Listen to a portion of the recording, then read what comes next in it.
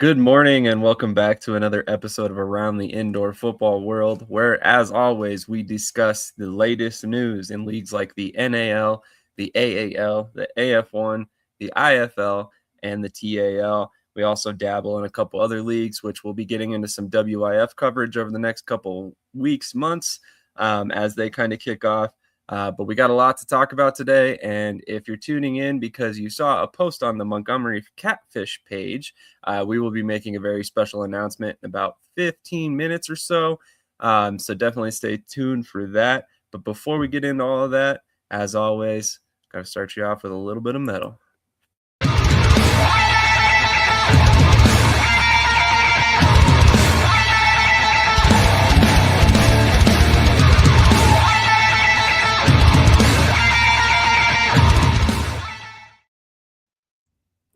All right. Once again, good morning. Thank you, everybody who's already tuning in. As always, we really appreciate all you guys being here with us every Saturday. It wouldn't be the same without you. But before we get into the content this morning, how's everybody doing this morning? Let's go to TJ first on this one. Hey, I'm doing good, man. I'm ready for some playoff football today, and then some other big matchups, and then essentially a playoff game tomorrow. So it'll be a good weekend. Absolutely. Lots of big storylines coming out of this weekend's matchups. Some great games that already happened, and we got a lot to talk about, like I said. So, Cody, how are you doing this morning, man? It looks like you're on the road again. Yeah, not anything indoor football related. I'm in beautiful sunny St. Louis, Missouri for a concert tonight. If you don't listen to Poppy, go stream her music because it's amazing. All right. That is a group I'm not super familiar with, so I'll definitely have to check them out. You and I that typically have pretty similar tastes in music. So, Krish, my friend, how are you doing this morning? I'm doing good. Excited for a big opportunity tomorrow to get in the playoffs against Indy, and just step by step, day by day. So excited for it. Absolutely. So, I wanted to start today's episode off with a little bit of a discussion about your interview that recently posted on Off the Wall, and I kind of want to just give you the floor. I mean, how did that all come together? I know you and Trey are friends. You talk often, but how did it come about that he decided to have you on for an interview about your media career and kind of how you've come up in the game so far? Yeah, so he hit me up during the week and he said, "Do you want to be a guest?" And I thought he meant like come on and watch the game like we did last time, And so I was like, okay. So then he's like, "Oh yeah, we'll just talk indoor football." I'm like, okay. I thought he meant like over the game. And then he introduced me. I'm like, wow, like I'm being interviewed. Like I really made it. And I really feel honored that he had me on the show. I mean, my interview got more views than Stevie Johnson, Mike Davis, and Akil Grizz's interview, and J.R. Wells, and a bunch of others. So I'm one of the most viewed channel guests in history. And I was really happy. I told him, I said, I'll be the most viewed guest ever on your show, and I think that still, So I'm just kind of elevate, and it's only the beginning for me. I got bigger goals and dreams and aspirations that I will achieve, and yeah, it was a good way to reflect on everything. So absolutely, and honestly, I'll be honest. Obviously, if you didn't know what was going on, we obviously did not know what was going on until it came out. I saw the post. I was like, "Hey, this is awesome." Obviously, I know the story because I was part of the conversation that brought you here and whatnot. But it was cool, like rehashing and kind of hearing that situation, like how you and I kind of met and how you ended up becoming a part of the network. And excuse me, here we are, shoot 4. Almost 5 years later, and we're still trucking along. We've got the show that we've created and, built out a great team and stuff like that. So it was really cool to kind of remember how it all began and, how far we've come. So, congratulations to you on getting your chance to do an interview like that. I think it really kind of signals that there's a lot of respect for you around the industry. And I think that's well deserved. You've earned it. So it was awesome to kind of hear your story a little bit, and kind of, no offense to Trey, kind of would have liked to hear a little bit more about you, but I see what he was doing. It was a great interview, and it was overall just a really good episode. So if you haven't caught that, make sure you go check out Off the Wall FB on virtually every social media ever, and you can find that interview with Krish, which strongly recommend listening to it. It's a little over an hour long. great listen front to back. So. Most definitely. And what was important to me, to obviously give you a shout out, but, to give our great leadership with the Orlando Mass Pirates, a shout out for kind of getting me introduced to the game of indoor football. I wouldn't be here without them. So I wanted to make sure I highlighted that throughout my, my interview. So most definitely. Absolutely. And it was, I don't know if Jawad saw that, but I imagine when he does, he's going to be very honored to hear some of the things you said about him too. So it was a great interview. Like I said, definitely go check that out if you haven't already. Obviously, we all love to support Off the Wall here. Trey's here all the time for a reason. We got a lot of respect for him and what he does. So we're going to move on, and we'll talk a little bit about the TAL for about 10 minutes until our guest joins us, and then we will get into the big announcement for the morning. But obviously this past weekend in the TAL, we had the undefeated finally fall. Nebraska collected their first loss at the hands of St. Joe's this past weekend. So let's start there, and I will get the games pulled up so we can pull up all the scores, assuming they're actually on their social media this time. So let's go to Krish first. Any thoughts on that Goats versus the Siege? Yeah, for Nebraska, it's been difficult, right? Ever since they lost their two starting quarterbacks with Espinoza and Lowe, both getting injured. So they pivoted to wide receiver, who's done a great job, at that wildcat kind of quarterback position. Ken Davis should not be playing in the TAL. Like, I know he was with Quad City previously. Keon Mosey was with Quad City. Ken Davis was with Jacksonville. So That's they're right. both there in Nebraska. So it's good to see, those two Miami, Ohio players, ball out consistently. It's one game. Like, it's a bigger game for St. Joe than it was for Nebraska at this point. They already have the playoffs locked up. So, it's going to be interesting. I do think these two teams will meet again, though. Most definitely. Probably very, very soon. Cody, any thoughts on that game? Did you have a chance to catch it? No, with all the traveling I've been doing, I haven't. But I did see the final score and was kind of surprised a little bit. But to Krish's credit, it's just one game. I don't think it makes or defines the season. If it's, a second loss, a third loss, fourth loss, whatever, then you start seeing some trends. Then you start raising your eyebrows a little bit about Nebraska. But at the end of the day, it's literally just one game. Absolutely. TJ, any thoughts? Yeah, I mean, I think it kind of puts St. Joe's in the conversation right up there with Arkansas and Nebraska as teams who you could see in the championship game. The Goats have been, I mean, I don't want to say wishy-washy because they're 5-2 going into today's games, but they played a little inconsistent. It was really good to see them as a team just take on the best team and actually compete and finish it off. So again, it kind of opens it up a little bit. It shows Nebraska is not perfect. They can be taken down. Absolutely. And here are the scores from last week. As you can tell, it was a very close game between St. Joe and Nebraska. And honestly, it was a really, really fun game to watch. So I highly recommend anybody who hasn't watched it to go back and watch that one. As you could tell, the rest of the games this past weekend were a little bit lopsided. A little bit of a surprise there. Ozarks defeats Arkansas 63-30. I think most of us probably had Arkansas winning that game. Eau Claire, unfortunately, still has not found their first win. Iowa beat up on them pretty good.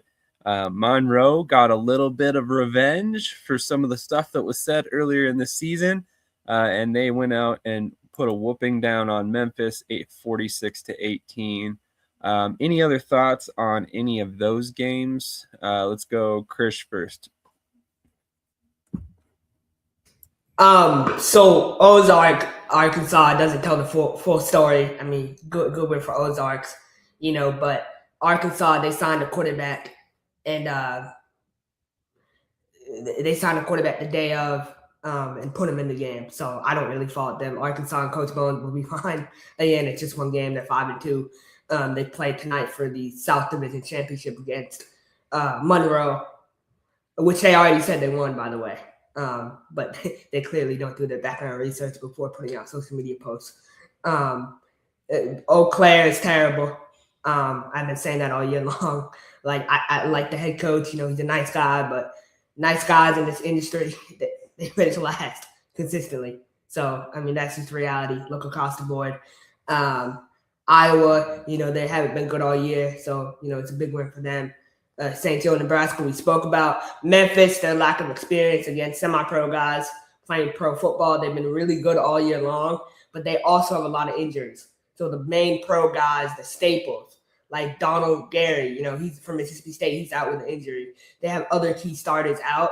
So that's why you see them kind of falling off a little bit. They need to get healthy and get right. Otherwise, they're going to get destroyed in the playoffs. So it's been a really bad collapse for Memphis over the last 4 weeks.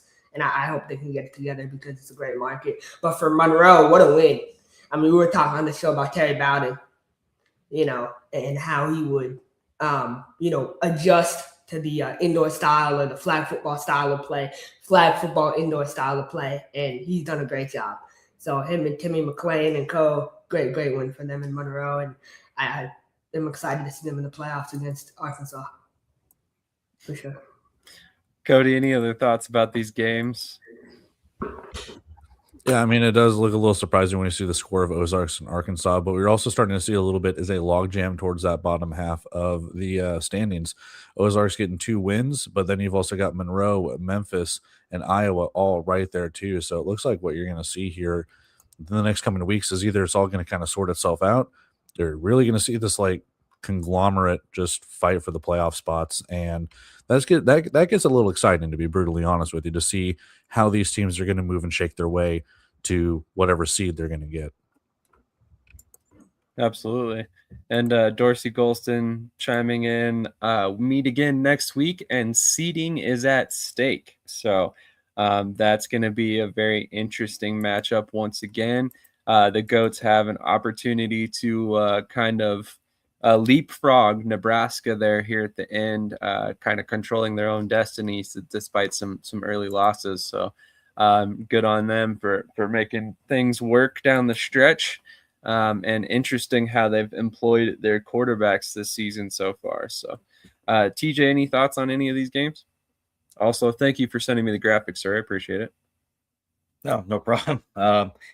Yeah, I mean, it was another tough week if you're an Axeman fan. It was another game where early on they kept it close, and then it kind of just got away from them.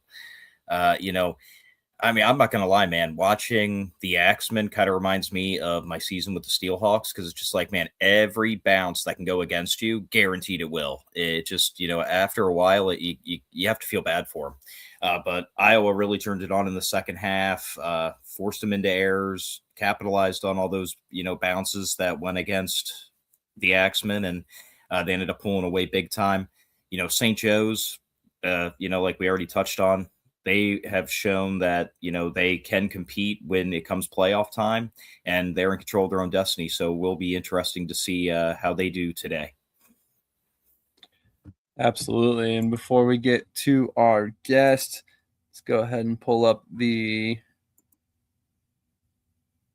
games coming up this weekend. So these are the games we've got coming up this weekend. We've got St. Joe at Eau Claire, Monroe at Arkansas, Ozarks at Memphis, and Nebraska at Iowa. So it looks like these are some pretty crucial games for most of these road teams. Obviously, Nebraska needs to make sure they get this win today to kind of keep as much of a lead as they can on St. Joe. If St. Joe slips against Eau Claire, that could have obviously dramatic repercussions on their seeding. Monroe and Arkansas, that could be the game of the week this week. You got 5-2 Arkansas, 4-3 Monroe. Monroe has a chance to potentially even up the score there and put themselves in position to get the first seed. Ozarks 2-5 against 3-4 Memphis. They're still kind of hoping they can turn things around here at the end of the season. So lots of good games coming here for the TAL. And obviously, as you can see there, you can watch all these games live for free on YouTube this weekend. So any other thoughts or any picks for us? So let's go around the board real quick. Krish, who do you have in these games this week? So, okay, St. Joe will put belt to Eau Claire. Monroe and Arkansas for number 1 seed in the South Division of the TAL. I feel like Arkansas will get it done at home. Coach Bowen's and them. I believe they're undefeated at home this season. Or no, they have 1 loss to St. Joe in the first week of the season. But other than that, they're undefeated. Ozarks at Memphis. Memphis gets back on track, gets the win, and Nebraska beats Iowa pretty good. So that's about it. Cody, who do you have this week? I mean, copy and paste it for Krish. I think St. Joe gets the win on the road. I do like Arkansas at home, but I wouldn't be shocked if Monroe does pull the upset on the road. We'll see how that goes because, again, you look at those playoff seedings, both those teams can go to 5-3, and I mean that can make it really, really interesting. Same thing kind of with Ozarks and Memphis. I mean, they're kind of fighting for their playoff lives a little bit too. Ozarks gets the win, they go to 3-5. Memphis drops to 3-5. I don't necessarily see it, but again, stranger things have happened. But give me Memphis with that, and then the Sunday slate, give me Nebraska over Iowa when it comes to that as well. TJ, real quick, sir, who do you have this week? I have Eau Claire with the massive upset, and then after that I have Arkansas, Memphis, and Nebraska. Awesome. We are going to transition real fast. We'll hit a quick commercial break. We'll be right back with our first guest of the day, which, as we all know, is the first inaugural head coach in the history of the Montgomery Catfish organization, who will be taking the reins for the Catfish in 2027 for their first season in the American Arena League. So before we get to that, quick commercial break, and we'll be right back.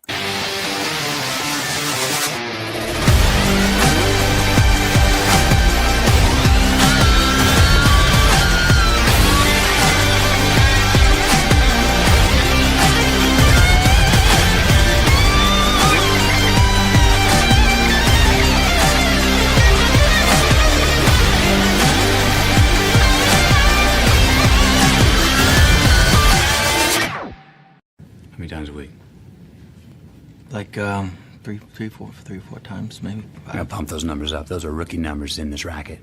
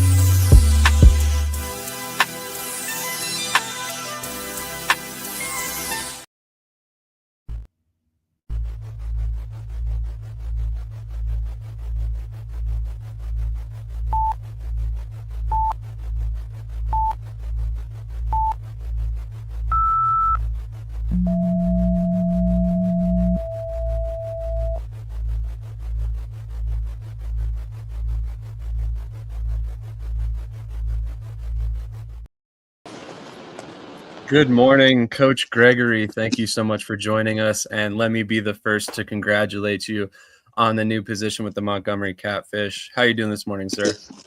I'm doing pretty good. How about yourself? Doing great. Very excited to have you here with us today.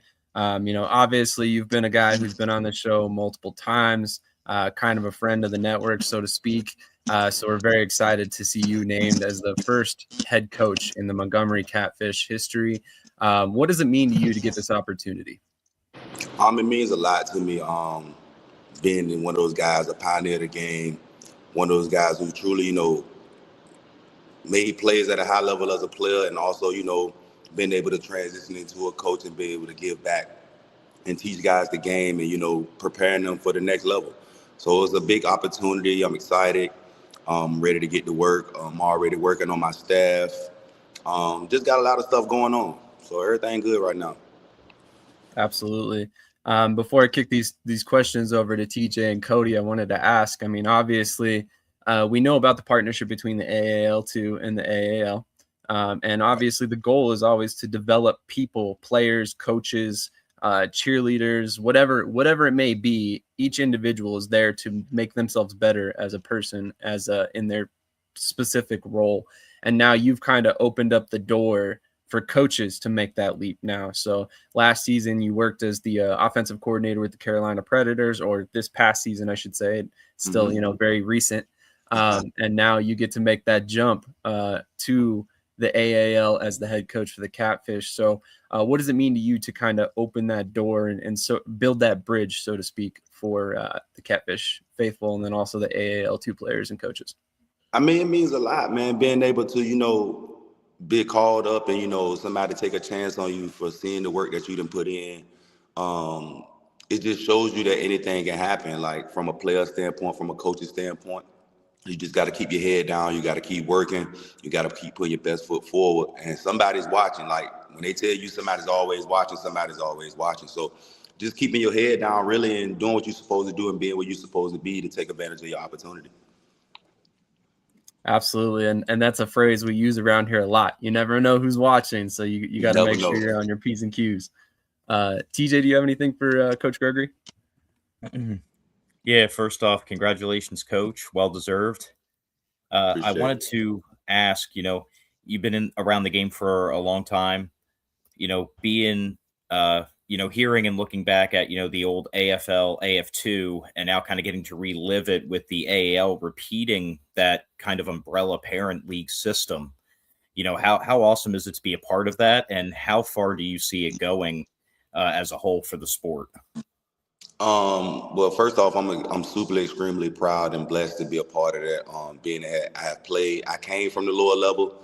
For those who don't know, my first team was the Carolina Force and the Charlotte Speed. So I came from the lower level to achieve the goal of making it to the highest levels, in which I did. I think what they got going on with the partnering system, as far as the AAL and the AAL2 teams, I think it's a good system. It gives guys a chance to learn the game at the lower level and get promoted within. It gives jobs. It brings entertainment to the cities. It gives a lot of, different things to do in the areas. So with that being said, like just always, making sure you got your film, making sure you in shape, making sure you're supposed to be where you're supposed to be. So when these calls come, you ready. Just for instance, the AF1 had a few teams that was looking for players for the playoffs, and just being ready when your number called at all levels. It just don't matter about the AAL or the AAL2. It's just about taking advantage of your opportunity. But I do think what the AAL and the AAL2 is doing is of using the sister brother model will go a long way, because you have a lot of teams in smaller markets that's not going to really get the notoriety or the eyes on them, and Cersei that they should. So having a pro team in a slightly bigger market would bring those eyes not only to the AAL teams but the AAL2 teams as well. Makes perfect sense. Cody, anything for Coach Gregory? Yeah, I got a couple. First of all, can you take us through not the interview process, but what was the feeling like when you got the call saying that, hey, you are the guy, you were going to be the first ever head coach on the Montgomery Catfish? And then to follow up on that, what is your first priority as the head coach if you haven't already done it already? Well, for your first question, when I got the call from, the ownership group, which has been amazing, the conversations has been, out of this world. I like the support that they give me. They truly entrusted my vision and what I had and what I wanted to do. And it's like a beautiful partnership, because the things that they want to do is also aligning with what I want to do. So that call out, it was easy. Like I said, ownership so far has been great. Every conversation we've had has been, progressive, talking about what we want to do. And to answer your second question, I think the staff that I'm gonna assemble, it's going to shock a lot of people, because I'm going after guys, that not only had playing experience but also has coaching experience or looking to get into coaching coming out of playing. I'm gonna surround myself in the city with guys that, first of all, know what Montgomery is about. Second of all, willing to accept Montgomery as Montgomery accept us, and it's just gonna be no nonsense, all work type of mentality and attitude at all times. Krish, just in time, sir. I wanted to see if you had any questions for Coach Gregory. Yeah, Coach, really excited for you and your new opportunity. One question I have. I can't hear you. Julius, can you hear me?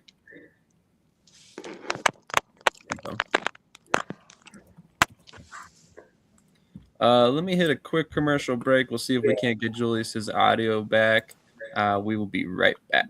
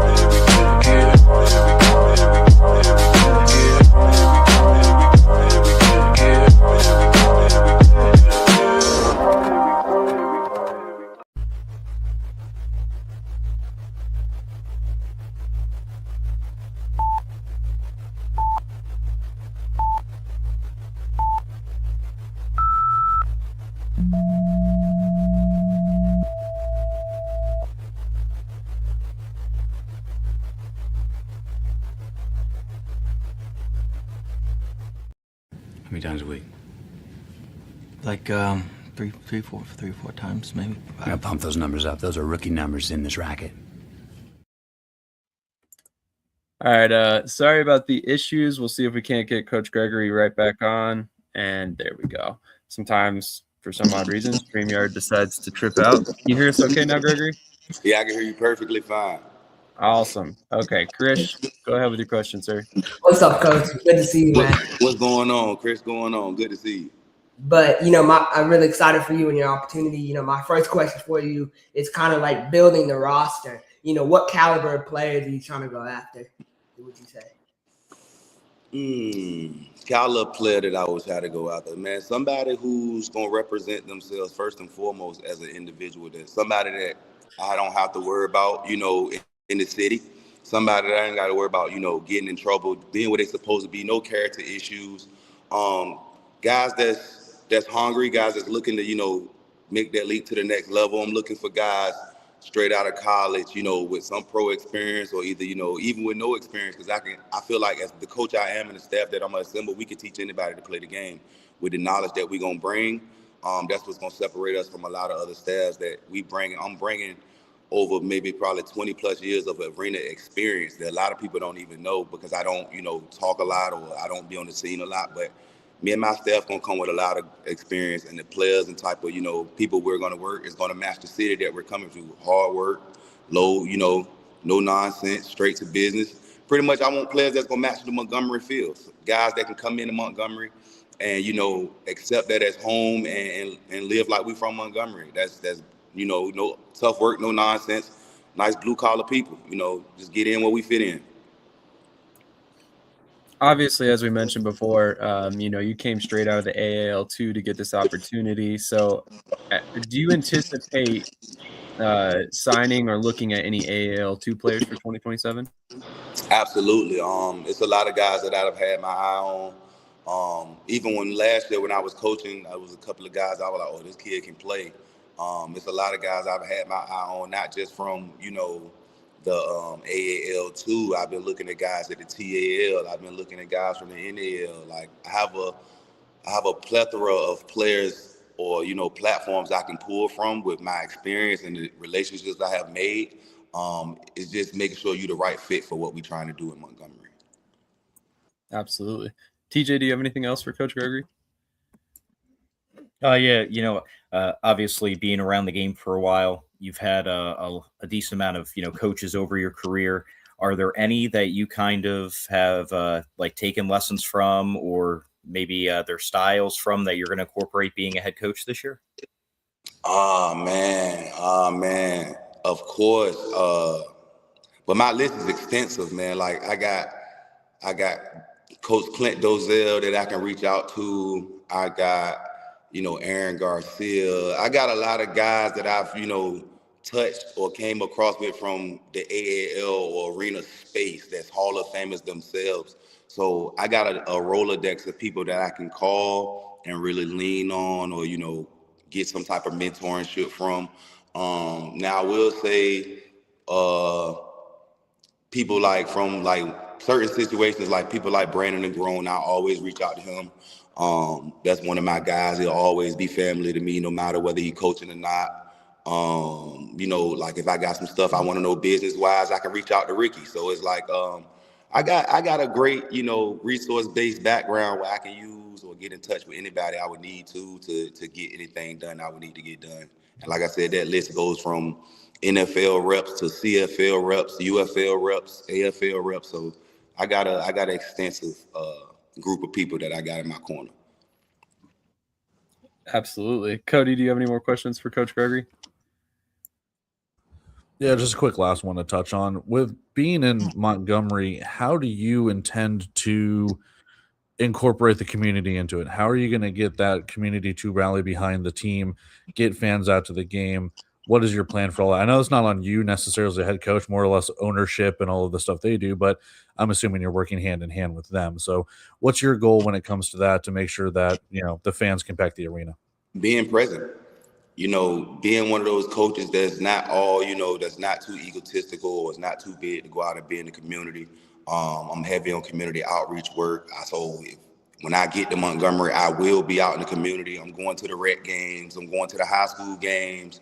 I'm going to local businesses. I'm volunteering. So I'm gonna show Montgomery that the guy that they hire is the guy for the job. And the way it's not so much getting them to, fill the seats, it's making them feel like we're a family. Like this whole, fans included, it's a family atmosphere. So we're gonna be one of those teams where you can pack your whole family up. You can bring them to the event. We're gonna show you love. We're gonna give you some good entertainment, and it's gonna be respectful. So just being present, working with the ownership group hand in hand on, showing these people that I'm not just a coach who's gonna be there, short term. I'm invested as long as they invested in me, and I'm willing to do anything to show that. Love that answer. That's a great answer, and I'm sure Montgomery fans are going to love to hear that as well. I'm going to leave you with one more question. When this process began for you and you started to realize that you had interest, I mean, was this something that you had always kind of prepared for, knowing it would come at some point?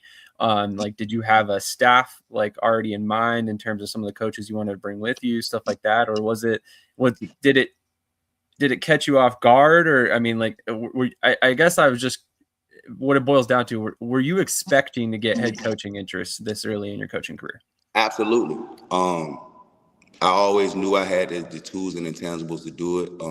It was really just having people believe in me, that I could do it. Like I said, what Negron did for me last year in the midst of everything that was going on in Omaha was, kind of like a shining light on showing people what I'm capable of from a cerebral standpoint. And the crazy thing, a lot of people look at me as an offensive guy. A lot of people don't know my very first coaching job in arena, I was a defensive coordinator. So, I bring a lot of aspects to the table that, like I said, a lot of people don't understand or don't know because I don't talk about it or flaunt it around. And then as far as looking at certain guys, I got at least 8 or 9 guys I was looking at as far as coaches, as far as, player personnel guys that I want, would be around my team as far as helping me find, great talent, somebody that can come in and help with ownership and with game day operations and stuff like that. But like I said, anything and everything I pretty much need, I'm pretty sure I can find in Montgomery somewhere. So this is a call. Well, Montgomery, I need you. I love that. So obviously I imagine tryouts and stuff like that will be coming very soon. Yes, but sir. Obviously Alabama, kind of a hotbed for football talent. So I imagine there's going to be a large local focus on the roster this season. Yeah, it is. It would be we definitely want to give a chance for the local guys, being that it is Alabama, a dominant football state. We want to definitely get those guys an opportunity to come out and showcase what they got. But all you got to do is stay tuned, stay locked in at MontgomeryCatfish.com for all your alerts, updates, stuff that's coming soon, staff signees, player signees, ownership announcements, coach announcements. You just got to stay locked in and stay tuned, man. It's that time. I know, football feel like it's so far away with the NFL and all that stuff, but man, it's time to lock in on the indoor game and really give the indoor game its due. Like the indoor game is something that I would say, being that I've played professionally outdoor and indoor, is something like, from a fan's perspective, you will never be able to go to another sporting event and be able to interact with your favorite players, all game, be able to go out on the turf and get an autograph. That's just something that you're not going to be able to do in those other leagues. Like you got people who's been NFL fans majority longer than they've been living, and they can't tell you one time that they've had a chance to even say hello to their favorite player. So I think the arena space has always been a space where it's more than just football. It's more about family-oriented vibes. It's more about, being together. It's about cohesiveness. And if you have that from a fan base standpoint, a front office standpoint, coaching standpoint, player standpoint, they're the teams that win championships. And that's what I'm looking to do. Not saying it's going to be this year. I would definitely want it to be this year, but don't by any means think we're going to be a pushover. Like, please don't do that mistake and think that, because Coach Gregory's new, that the Catfish is going to be a homecoming game. Please don't do that. Because it's not going to go the way you think it's going to go. I love that. I love that message. And let me just say from firsthand experience, ownership wants to win and they want to win yesterday. So very excited about how they've approached this offseason. But TJ, do you have any more questions for Coach Gregory? I have one more, but it's more of an ask or a comment, man. If/when the Catfish come out with mini helmets, let me know. I want one right away. Because those helmets are awesome, man. Oh, I gotta get me one too. I told boss lady I gotta get me one. As soon as the first one get printed up, that gotta go in the office, right on the desk. Like that. I gotta have one of those. Yeah, that's a killer design, man. Yeah, they did their thing with that. Her and Chris definitely, put some blood, sweat, and tears into that logo and the team colors. Like I said, everything that they didn't put into it is a staple of what Montgomery is about. For people who don't know, it's the River City. Like the Catfish run. The name Catfish runs deep. Anybody from the South understands, what a catfish is. It's not just, a bottom dweller.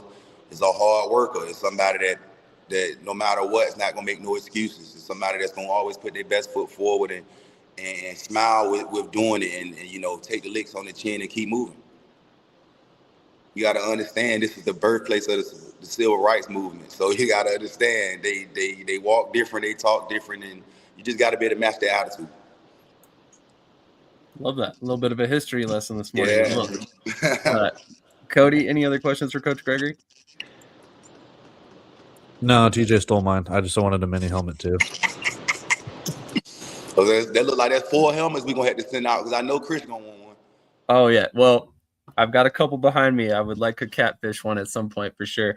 But I wanted to leave you with one more question. Where can fans catch your guys' games this year? I mean, obviously streaming on YouTube, but do you know where you're going to be playing this season? Well, we're looking at the venue. We like to do things, differently. So we're not gonna, blast everything. But what you can do, like I said, for all updates from the venue, from tryouts to, the staff to everything Catfish is doing, please go like, follow, subscribe, MontgomeryCatfish.com. We got everything up there you need to know from, the breakdown of how we're going to do stuff. Right now, we're in the third quarter, so that's why I was announced. So we got a lot of stuff coming up.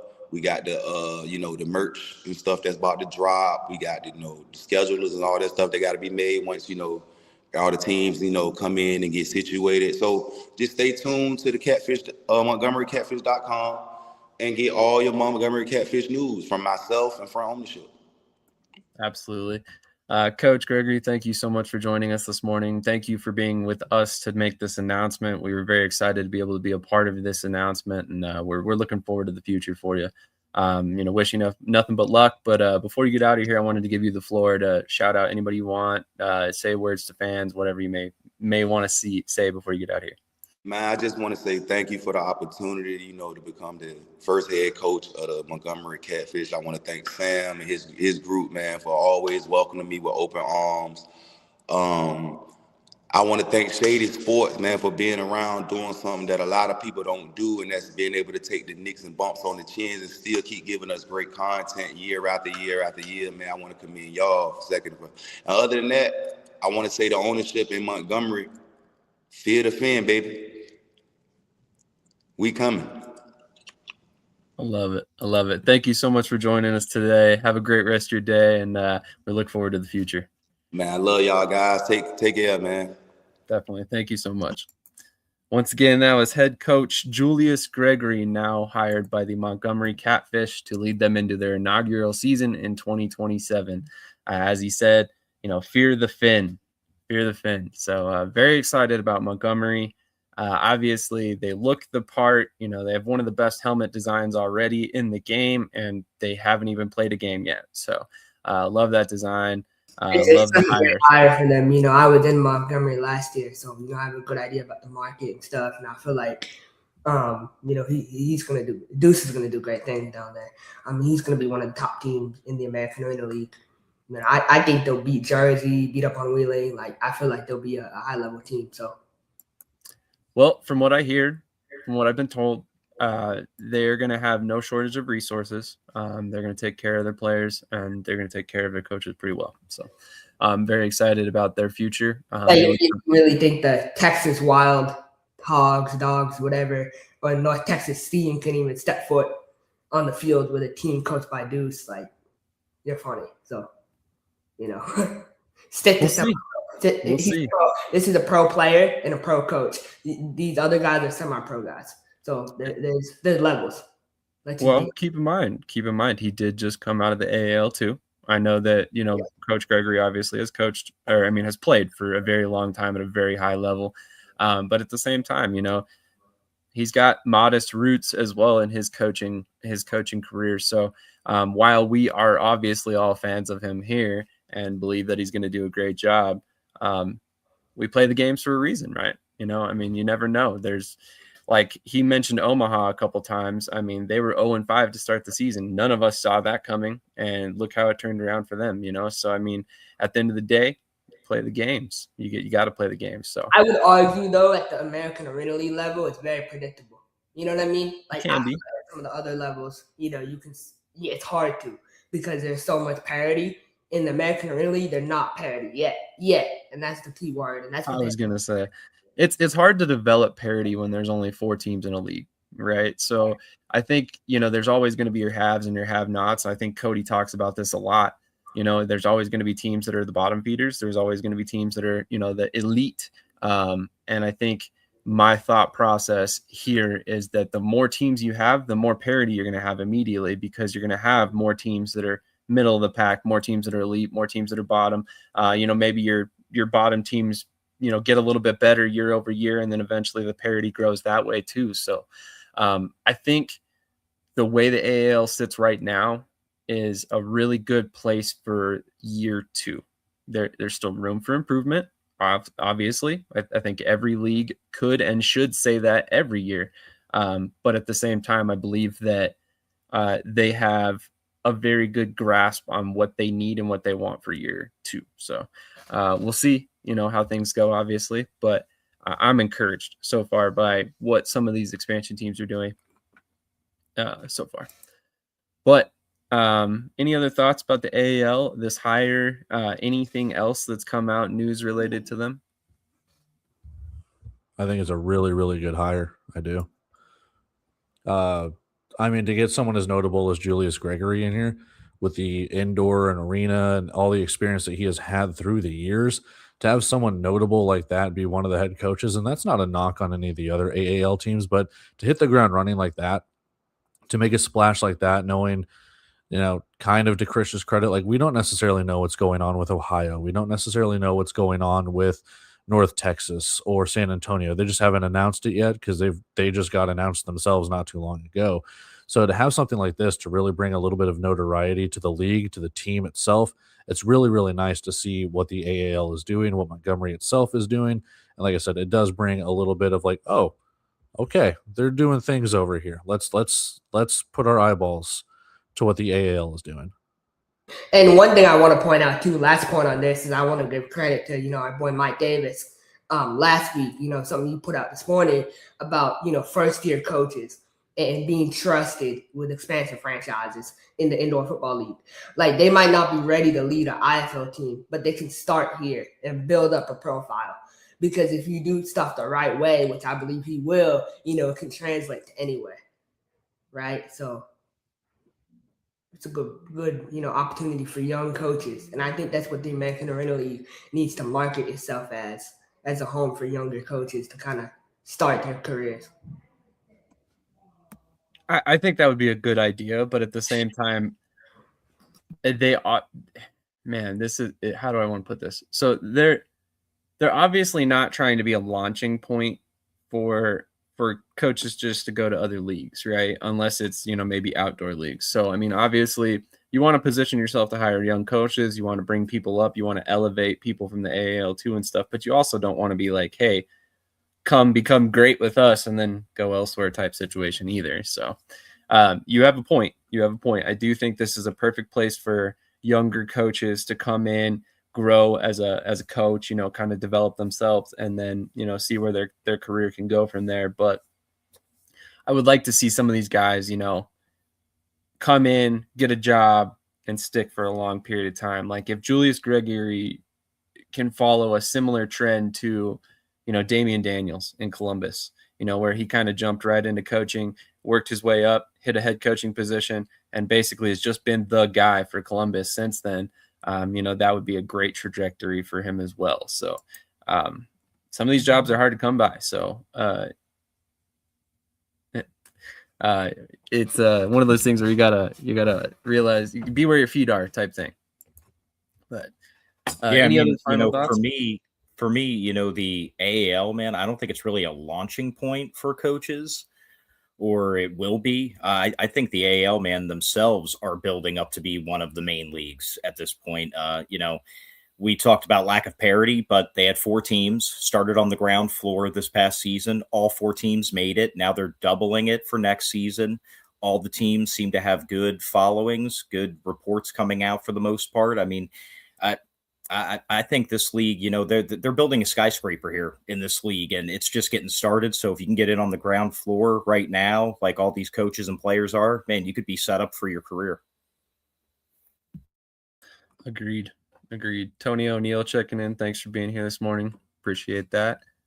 Roger checking in. Every league has teams that are not the greatest. Our championship game is as exciting and competitive as any league. And I would agree. And like I said, adding more teams is always going to make the league more competitive. There was an obvious gap this year, but to be fair, 2 of those teams were coming up from the AAL2. 2 of those teams were coming down, or not coming down, but are joining the league after many, many years of professional football, or many years of professional football. So we got to keep that in mind when we're considering the talent gap and how the season broke down as well. But any other thoughts on the AAL before we move on to the next topic at hand, or the next league at hand? Awesome. All right. Well, Krish, is there a specific league we should jump to next? I think we should talk about we should save the best for last, talk about the IFL last. I think we should go to the National Arena League and talk about, Colorado and Fred Shaw and everything like that. Good. And my list too, All right. We could do that. All right. So quick commercial break. We'll be right back to talk about the NAL, and we'll see who might pop in.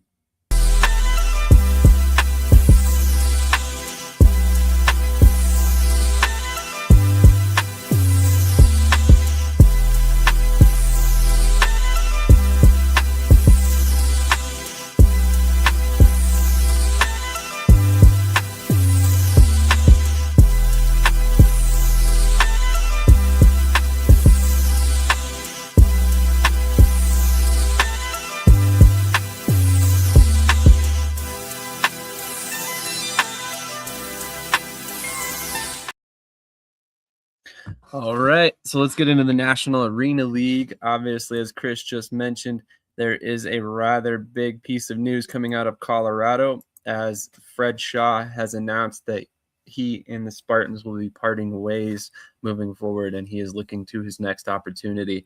So obviously, Krish has been posting coaching candidate graphics over the past couple of weeks.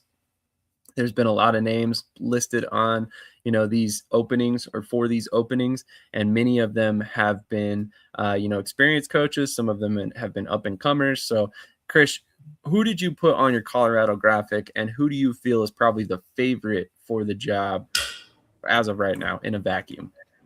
Yeah. So the way I did it was guys who have connection to the Midwest and guys who would be budget hires. A budget hire is someone you can hire for cheap. You don't have to break the bank to get them, or someone who really wants to get back in the game, who might be desperate for the next opportunity. Some of it's hit or miss, right? You never know what, every guy's situation is, for full transparency, since we don't do research, and we don't reach out to people, and we just make stuff up, because people like to spread that.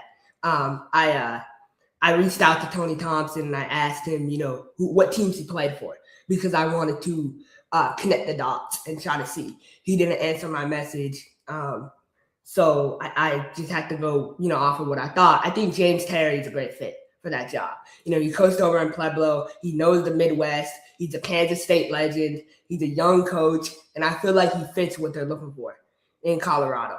Now, if they want someone that can do sales, Chris Hemphill from New Mexico is a good option, right? But they need to identify what they're looking for. Do you want someone to do sales? Do you want someone to coach, right? Because Fred Shaw, he lived in Oklahoma, so he would just coach it.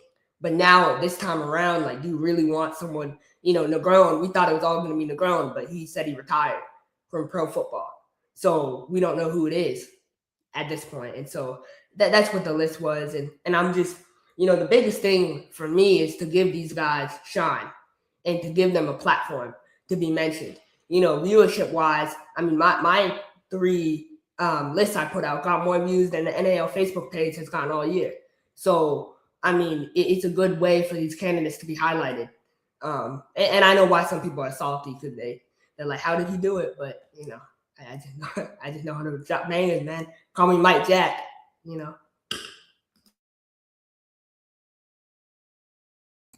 I'm sorry, but that was hilarious. How does he do it?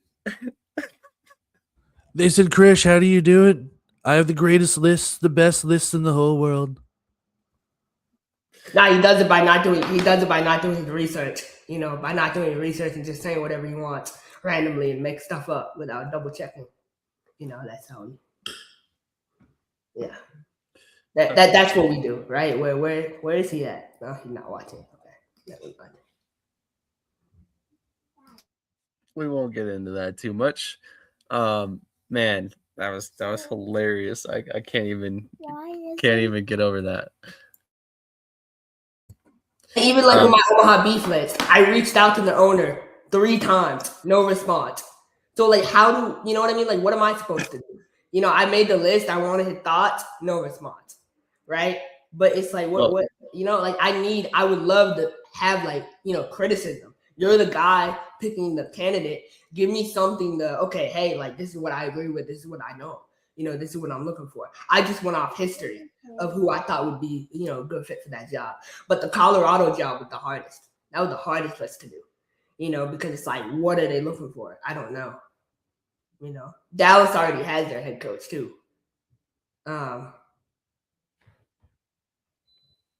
Really? All right. Really? I see 3 unread messages. Oh my God. All right. We're not going to get into this. Regardless. Okay. I was going to say, Krish, there's probably some reasons why. No, hold on. He did respond. No, let me clarify. I don't want to look like an idiot. He did tell me what he was looking for, right? But he didn't tell me what, like, he thought of my list. That's what I meant. So let's clarify that. Okay. That makes more sense. But okay. So regardless, what I was going to say is there might be some reasons why he's not giving you all the information at this point. I'm just saying, like, yeah, we all know what it is if you're on this show. So let's not act like we're completely clueless here, Krish. I know who the Dallas coach is because I figured it out, someone who was with Beaumont. But that's why I put Solo on the list because I really thought they were going to hire Solo. But so did I. That was my immediate thought. Crazy. To be fair, he did point out that he was incorrect. So, I mean, like I said, it regardless, there's reasons why there was probably not a ton of information or response there. Yeah, I know you don't want to blow your cover. Like, I get that. I wouldn't want to either, but regardless, it's up to him. It's obviously his team and who he wants to hire, obviously. So if he wants to tell you, cool. Not, oh, well, that's part of being in media. We can't always get all the answers ahead of time, especially when we may or may not have poured gasoline on a bridge and lit fire to it. So, there's times when it's we're probably not going to get that information. It's one of those times. So,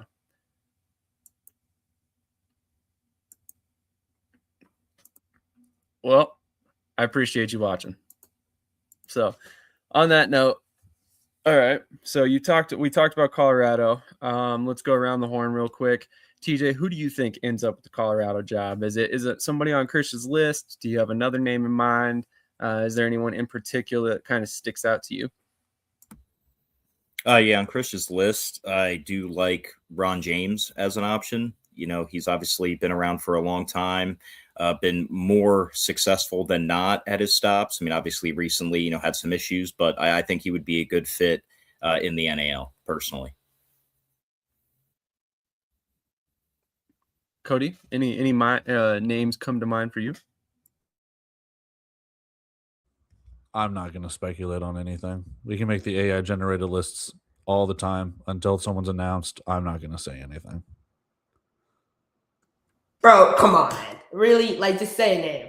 It's not that difficult. Like, I literally do not have a gauge. Say something. I don't know. Like, who do you want me to say? Because that's the thing. I'm not going to sit there and speculate. A young coach who you think could be a good fit on Quad City staff? I don't care from anyone on Quad City staff. I really don't care. If you're looking at someone like Ron James, that could be a good fit. You look at anyone on your list, they could all be good fits. But again, until someone's announced, I'm not going to speculate on any of that. Like, okay, cool. You can go for someone like CJ Kane. You can go for Ron James. But until then, I'm not going to sit there and be like, hey, this is the guy. Because to be honest, it's going to sound bad. But it's like, I really don't care, because once that person's hired, that's when their job starts. It's not whoever speculated right now. Fair point. So let me reframe this question then. If you were the owner hiring a coach for your team after what Colorado did last season, making the playoffs but not advancing, and you're heading into season 4, you've kind of established a foothold in your market, but you want to find the way to win, got some big name players. Who's the guy to bring that all together for you? I mean, the biggest question you need to raise in that regard then is, are you going to try and break the bank to get Paxton Lynch back? And if you're going to do that, then you probably need a more offensive minded coach.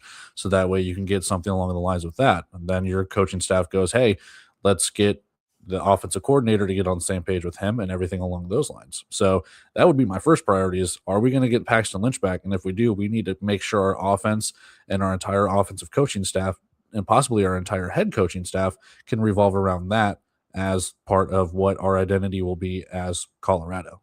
I don't have a name. I don't have anything like that. But if that's what you want to do, that would be my first priority. Otherwise, you go and say, hey, who's the quarterback that we want to get, and what can we scheme around that? And what can we scheme around our defensive playmakers when it comes to that as well? There you go. That's fair.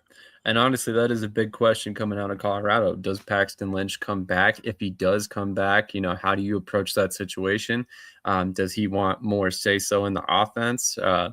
Is it a situation where he basically calls the offense? I mean, I don't think that's necessarily out of the realm of possibility for a guy like Paxton, who has a background as a coach, even if it's at the youth level. He's been in the NFL. He obviously has touched a bunch of different systems. I'm sure he has enough knowledge to kind of be that guy if you want him to serve as that, and then maybe bring in a defensive coach that can just focus on defense. But it'll be interesting to see how things go for Colorado. I mean, obviously, this is their first coaching search since hiring Shaw in their first season. And it's going to be very interesting to see how it goes. I think Krish hit the nail on the head. We all thought once Negron was hired, that was probably going to be their succession plan. And here we are, and it doesn't appear that's going to be the case. So going to be very interesting as well. Krish, you mentioned the Dallas Apex. You said you already kind of know who they're going to hire. I would imagine that you believe that person has some ties to the Beaumont Renegades from 2025, given, who their GM is, who the owner is, etc. Yeah. I mean, it's pretty obvious who it is. It's the head coach down in Beaumont, from what I understand. And, it's no secret. I mean, we probably all think of this, but what I also know is like the GM, Richard Sickler, is kind of playing a bigger role in the personnel department. It's kind of building the team the way he wants to build it. So that's going to be kind of interesting dynamic between him and the coach, Coach Mayfield. But I also think that, for me, the biggest thing is like when you look at, the broad scope for Colorado, I think they need to hire someone who's young.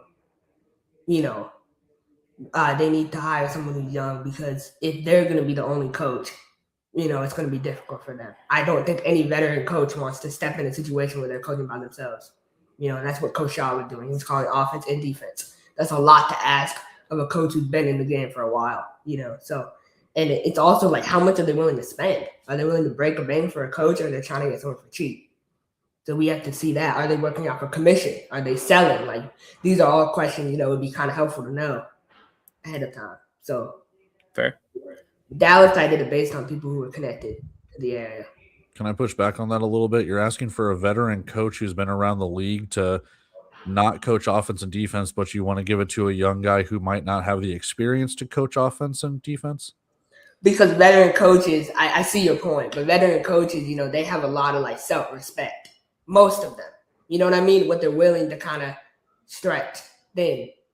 I think all coaches should have self-respect.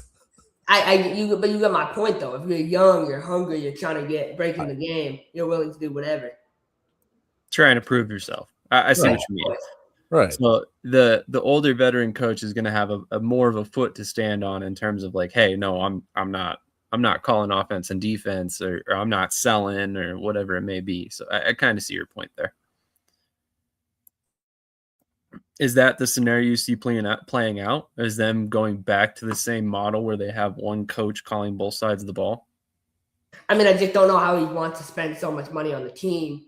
I mean, they have one of the highest payrolls, if not the highest payroll in the league, and then you want to pay coaches. And you look at the attendance, it's like, dressed like a seat night every night in Colorado. So, you're trying to, find attendance. You're trying to build a team. There's so much. No, you aren't wrong. And I want to say, first of all, I do not blame Tony Thompson or anything the Spartans have done for the lack of attendance here in Denver. Honestly, I mean, you brought in a guy like Paxton Lynch, and it didn't really seem to, significantly change anything for the Spartans. And it's a bummer, really, because I feel like Denver is kind of shooting themselves in the foot when it comes to keeping all, non-NFL teams here. And really wish the market would, support the team a little bit better, because they have made an effort to be out in the community and stuff like that. Could it be better? Absolutely. But at the same time, it would be nice to see some more support from Denver. But any other thoughts on Colorado or for that matter, Dallas? Let's go to TJ first. Yeah, I mean, for the Apex, I could see Fred Shaw going there. I could see him making a big difference. I could also see Clinton Solomon going there as well. Those would probably be my two, just based off of this past season. Gotcha. Solomon is definitely was my thought process for the favorite. Cody, any thoughts on Dallas's opening? I mean, not really. If Krish knows who it is, he can spill the beans. But until then, I really don't know. Because again, that's a brand new team. I don't know what they want to do, who they want to hire, what they want to go through, or anything like that. So until that person's named, and then you're like, all right, so let's just say it's Solomon or whoever. Okay, so Solomon's hired as the head coach. Now we can start putting the pieces of the puzzle together and go from there of like, what kind of offense do they want to run? What kind of team do they want to be? So until that kind of gets announced, you just are really just throwing darts in the dark when it comes to that. To a certain extent, you're right. There are some dots to connect with this particular team, but we'll see. We'll see if those dots, paint a picture. In fairness, though, Lynch was injured before he played a home game, if I'm not mistaken. You are correct. I know that, the Spartans didn't put Lynch on IR until after that game, and I'm pretty sure that was intentional for promotional purposes. I would have done the same thing, right? That's just smart business. But at the end of the day, like I said, I want to see Denver support the team, because I don't want them to go away. I've been through this once before. We had the Colorado Crush twice, and they left twice because we couldn't get the support the team needed. And I feel like the Spartans have done a pretty good job of trying to garner that support. Amazing ball. I mean, he threw 11 touchdowns, 2 interceptions. Like, he had over a 63% completion percentage. So for me, like, I want to see him come back next year, and I know it'll be a lot for him to rehab to come back to indoor football, but, it'll be good for the sport if he can come back and play. For sure. Well, let's be honest, though. He doesn't play last year unless he loves the game, right? I mean, he's been at the NFL level. He's been at the UFL level. He's been in the CFL. He's been told by all these places, hey, this isn't for you. Maybe you shouldn't play professional football, basically. And he still, came out to play for the Spartans. And it wasn't, I would imagine it wasn't for money. This dude has made literal millions during his professional career. So, I imagine, I could be wrong, but I don't think we've seen the last of Paxton Lynch, playing football yet. So, and I hope he doesn't go. That's the question I want to raise, though, because we're talking about head coaches for Colorado. Out of any of the coaches that Krish put on his list, or any of your guys' coaches that you guys have in your heads, I'll raise the question to you: who is the best person that can get the most out of Paxton Lynch if he resigns?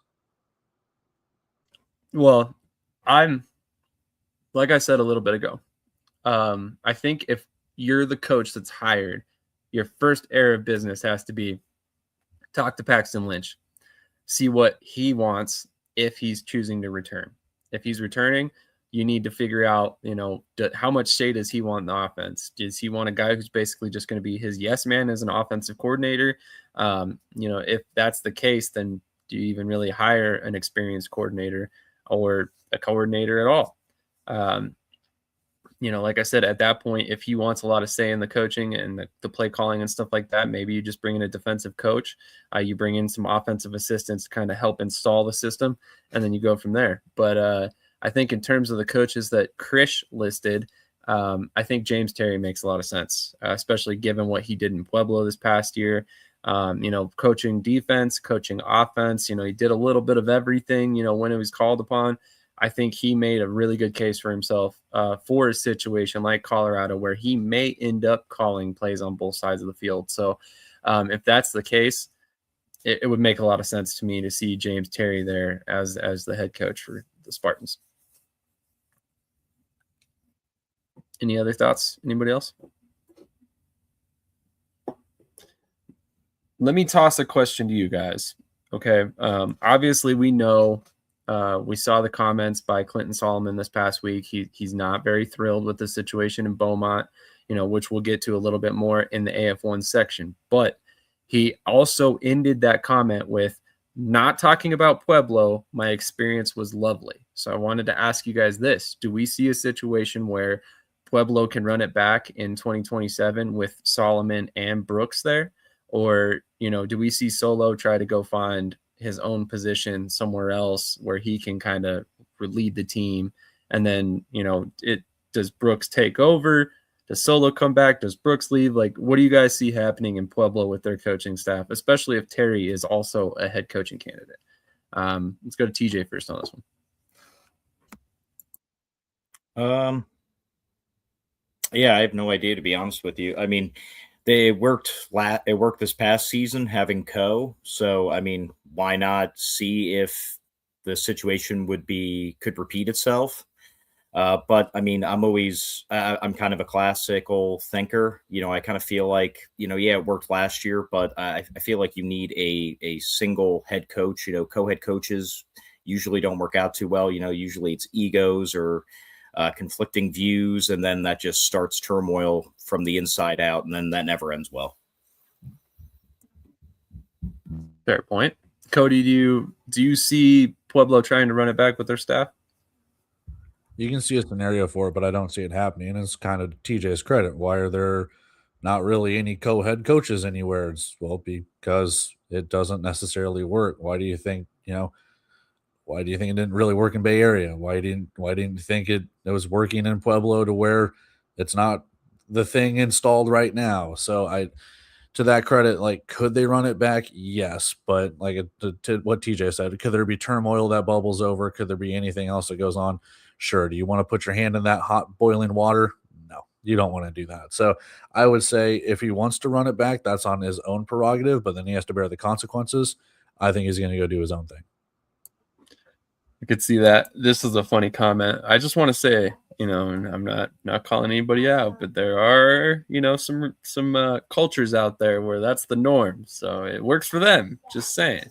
Welcome to Salt Lake City. I wasn't going to say that, but yes, you're right.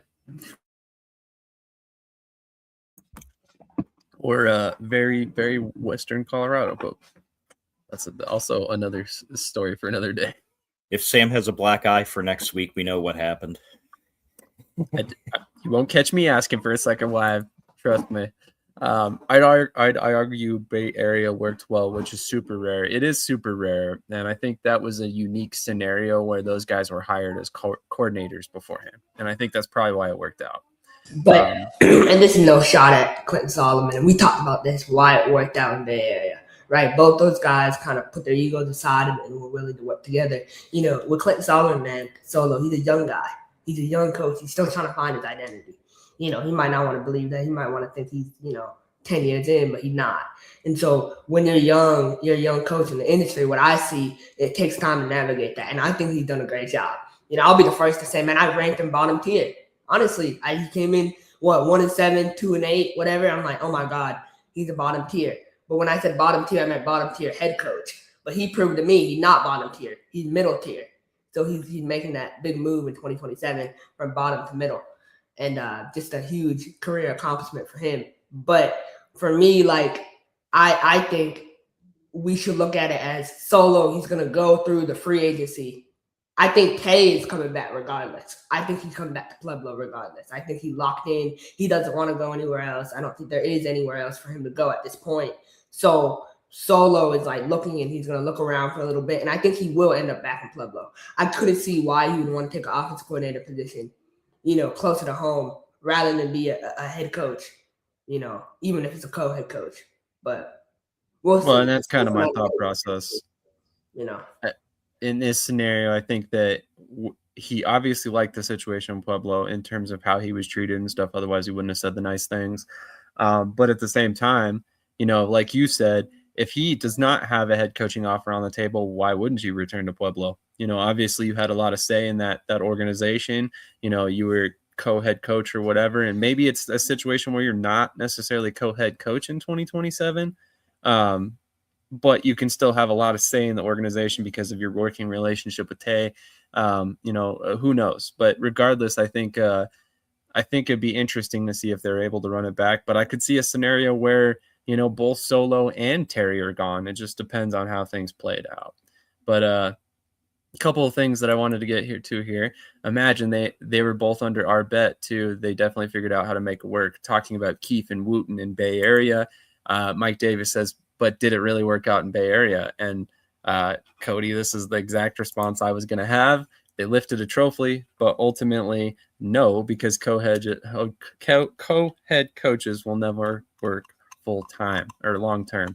Sorry. I think that's the biggest thing. They won a championship. And yes, they were paying guys a lot of money, and we can get, that's a whole conversation for another day. But still, like, they still won the championship, right? They still hosted a trophy, and I think it's a big deal, for them that they were able to accomplish that together. Yeah, but you can get into the weeds. You can really get into the weeds of, like, all right, they were paying a lot of money, but maybe this is to Coach Davis. I'm not going to put words in his mouth. I think he's trying to say, like, okay, it worked out, but did it work out because you were already paying the players a bunch of money and then you just kind of needed to go on cruise control, or were they actually, going for it? So I kind of see where he's coming from with it, but yeah, ultimately they won a championship, man. So yeah, it did work out. What the hell? You get a little bit of everything on around the indoor football world. You might even get a fire in a hotel. Hopefully not, though.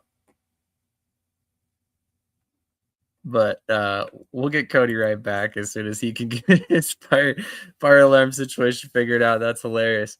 So, I mean, yeah, to Cody's credit and to Coach Davis's credit, you can have that a very real discussion about if it worked for them, right? Because, I mean,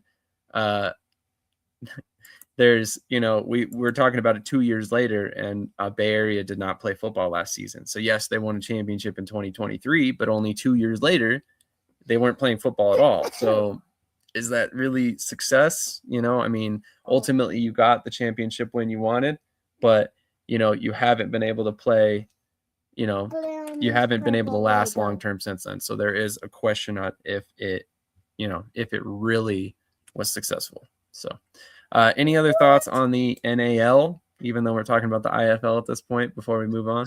No, I'm just excited, man. I'm hoping for some news, Oh, Sioux City. Yeah, I want to send my, condolences to, Don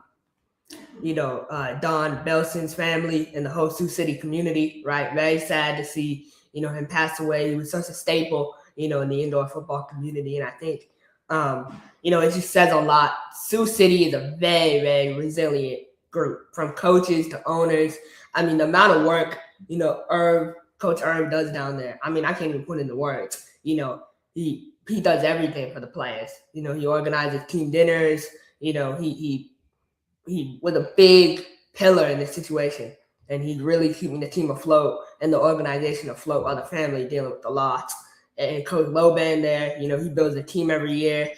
Coach Loban has had up to 5 or more offers to be a head coach elsewhere, and he decided to stay in Sioux City. And so that's loyalty to me. And you can never put a price on loyalty.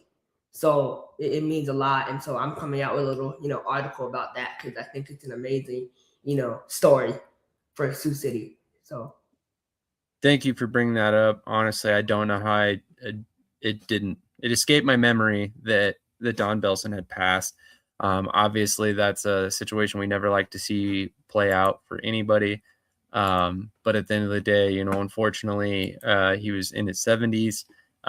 It's just the reality of life, unfortunately. So we're going to have a brief moment of silence for the owner of the Sioux City Bandits, one of the real greats in the industry, one of the longest running franchises in all of indoor football. To all accounts that I've heard from, that they take care of people the right way. They back up the things they promised. And from all accounts that I've heard as well, Don Belson was a great person to work with alongside as an owner. And we, our hearts go out to his family. But brief moment of silence for the passing of Don Belson, owner of the Sioux City Bandits.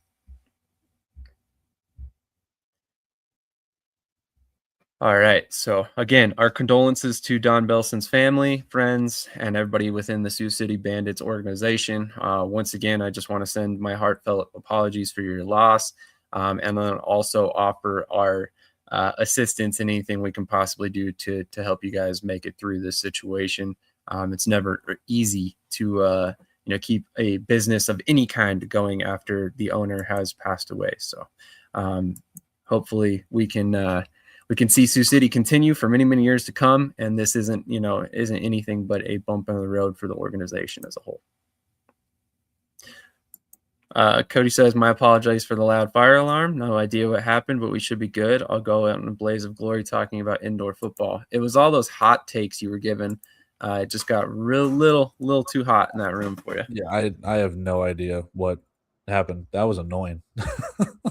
That was pretty funny. And Ricky says, I looked around my place thinking it was my alarm going off. And honestly, he was not the only one. In some stupid poetic justice, it had to happen while I was talking and my mic was unmuted, not while anyone else, and like making me look like an idiot looking around. But like, no, as soon as I started talking, that thing starts going off. I'm just like, oh, this is stupid. So if the building burns down, it's my bad, guys. I left the coffee pot on, or no, I was kidding. I don't know. Someone probably pulled it. Well, let's hope not. Let's hope not. And for the record, if it does start to burn, escape. Don't try to finish the show, okay? Just so we're all on the same page. But anyway, we're going to go ahead and take a quick commercial break. We'll transition over to the AF1. We got quite a bit to talk about in the AF1. And then we will finish it off with the IFL as Krish requested earlier. So make sure you stick with us. There's still plenty to talk about, including San Diego clinching their first Western Conference championship. Okay, let's clarify. Regular season champions, which I never call a thing now. So, well, I mean, it's always been a thing. You win the first seed, you won your conference. That's not a new thing. But I see it's not a conference championship. Yeah, and I miss saying it. Like they've said that like 8 times on the broadcast, 8 times, off the wall. He's retweeting that. You won the Western Conference. You didn't win the Western Conference championship. You're right, and I misspoke. They won the Western Conference for the first time in franchise history. That's what I meant to say. My bad, guys. No, I'm not attacking you. To Chris's credit, and I'll agree with him on that. The amount of people saying like, "Oh, they won the Western Conference Championship." There was no championship that was played. This isn't English Premier League. You don't just win the top of the table and that's it. Are they going to hang a banner at their airport because of it, or? God, I hope so. It's already hanging. TJ, I know you got to get out of here, man. Thank you so much for joining us as per usual. Really appreciate your time every Saturday morning. And thank you for everything you do outside of the show, such as the magazine. Believe it or not, guys, we're already nearing up on the August edition, the third month of the magazine. And as mentioned last week, TJ is kind of the sole proprietor of everything going on with the magazine. So thank you once again for doing all that for us, TJ. Hey, man, it's easy with the group of guys. I have Cody included, yourself as well. Krish, you're thinking about joining finally. It's about time, man. No, but yeah, really just a group effort and super happy with how it's coming along.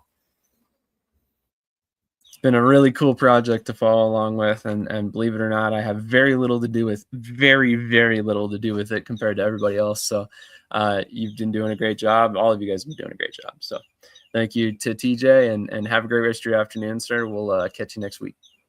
Absolutely. Everyone catch all the games. It's going to be a great weekend. Absolutely. On that note, quick commercial break. We'll be right back to talk about the AF1. Oh.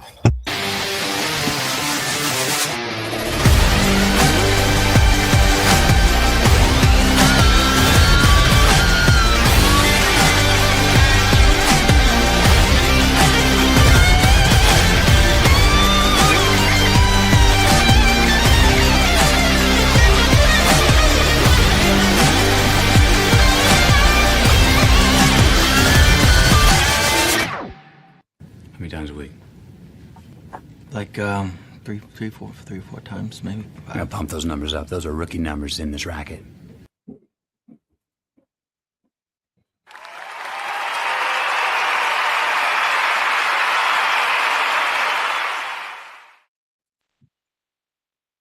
Hi, everyone. This is TJ from Shady Sports Network.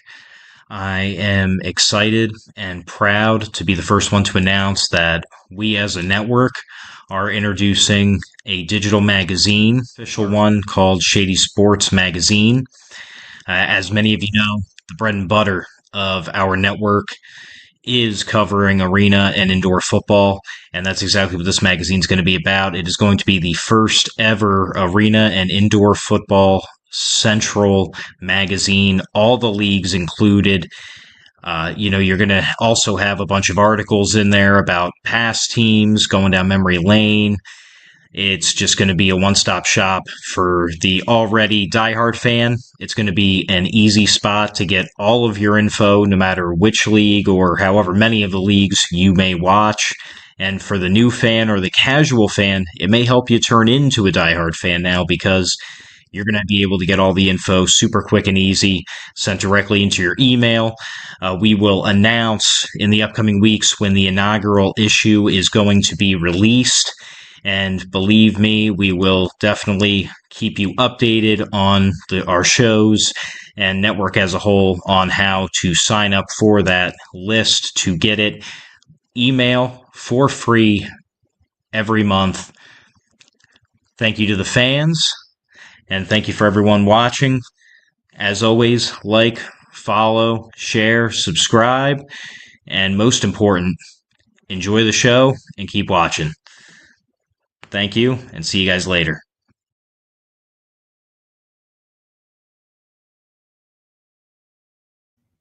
All right, we're back to discuss the big news coming out of the AF1 this week, which, of course, were partially the comments made by Clinton Solomon, but it's not only by Clinton Solomon. After Clinton Solomon came out and said some things about the ownership group in Beaumont, players have started to weigh in and said very similar things, basically echoing Solo's statements, including quarterback Carl Robinson, who had been there for 2 seasons now. So let's just go around the horns on this one. Obviously, you never like to see this information come out from any team. We don't want Beaumont to go away. If anything, hopefully the ownership group there realizes that this stuff is being said and it's for a reason. You don't have a bunch of veterans of the game start talking negatively about the team that they play for if it's not for a reason. So, Krish, I'm going to go to you first on this one. Let's try and keep it somewhat respectful. What do you think has led to this situation that we see unfolding before us?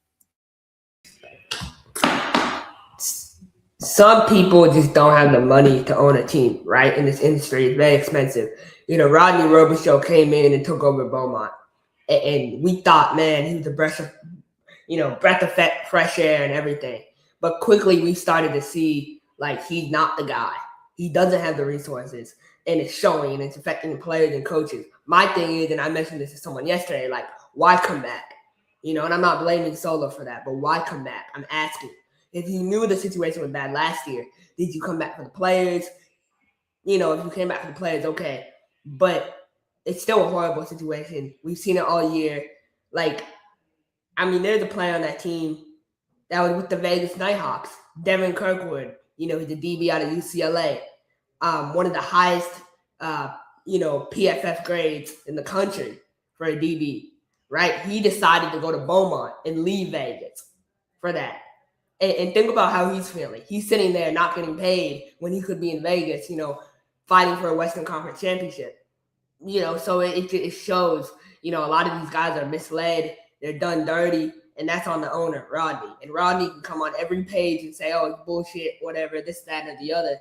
But, like, when you have 5 to 7 people coming out on one Facebook post saying they weren't paid, they weren't this, like, there's something wrong. So I feel like that's the last we've seen in Beaumont. I think they'll go under, unfortunately, unless they get new ownership at the last minute. The fan base is kind of quit on the team. It's not good. And I feel bad for my guy. My guy JD's down there. Number 99, only number retired in franchise history. Like, it's a big deal, to see him down there suffering. And no one deserves that. No one does. Agreed. Cody, do you have any thoughts on this situation? And here, before we do that, let me pull up the comment by Solo and also, like I mentioned, quarterback Carl Robinson. Yeah, so comments that I have when it comes to this, correct me if I'm wrong, because this was a while ago. When Beaumont made the jump to AF1, weren't we saying that they were going to not necessarily struggle on the field, but didn't we say like the costs of the nets and everything like that going from NAL to AF1 are going to be significantly higher? Like, I'm not saying like we knew about this for a long time, but we were raising these concerns and having the skepticism all the way up to when they joined the league. So not to sit there and be like, I told you so, or we were right all along. That's not the point I'm trying to make. The point I'm trying to make was like, there were concerns already raised. And if they were able to make it work, great. But it seems like that just wasn't the case, and they got in over their heads. And again, correct me if I'm wrong. Aren't these are new owners, but didn't all this stuff come from Corpus Christi and all of that stuff too? No, that's Kentucky, right? Sorry, my AF1 geography and all that stuff is not up to par. So yeah, I'm trying to remember all of this stuff because it's been a while, but still, yeah, I don't necessarily know if it's like, hey, we knew this was going to happen, but at some point in time, you're like, this is going to come to a crux, and it's either going to be all right and we'll make it work, and the payments and everything like that will be fine, or it's going to go the other way on the access, and it seems like it's going that way. I remember, Coach, this was funny. So he came across the sheet, that he signed with Vegas. And I'm on my, just looking at rosters for the AF1. And I see this name, Devin Kirkwood. No picture, no school listed for Beaumont. And I'm like, is this the same guy they just signed? And I found out it was, just by doing some research and everything. And I'm like, this is crazy. Like, these guys hop. And I know he wanted to stay close to home, right? But there's signs, like you have to do your research. And, at the end of the day, like, we call these guys kids and some of them are, right? Of course, right? But at the end of the day, like, they're adults once they, go across that stage and leave college. And so they need to also do their research, and the people around them need to give them good advice. And this was someone who misguided, who was now playing running back in the arena style when he could be dominating the IFL. So I really hope he gets, his feet under him and finds a good opportunity next year somewhere. Agreed. And I think That's one of the things that I always go back to, and you guys have heard this example so many times, but I don't understand why some of these guys stick around after the first non-payment. Like I get it. Like you might be stuck to a certain extent. You might need to find ways back. But why aren't we planning for a way home ahead of time?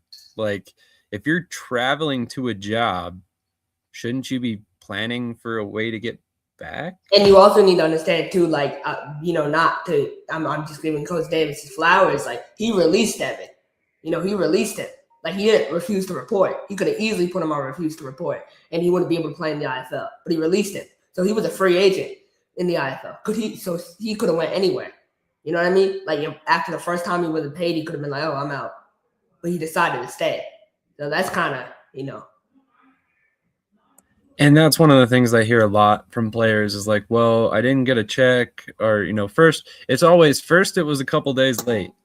And then my next check didn't come. And then my next check didn't come. And it's like, man, once that first check doesn't come and it's more than a week, that's it. I'm out. Like, it doesn't matter.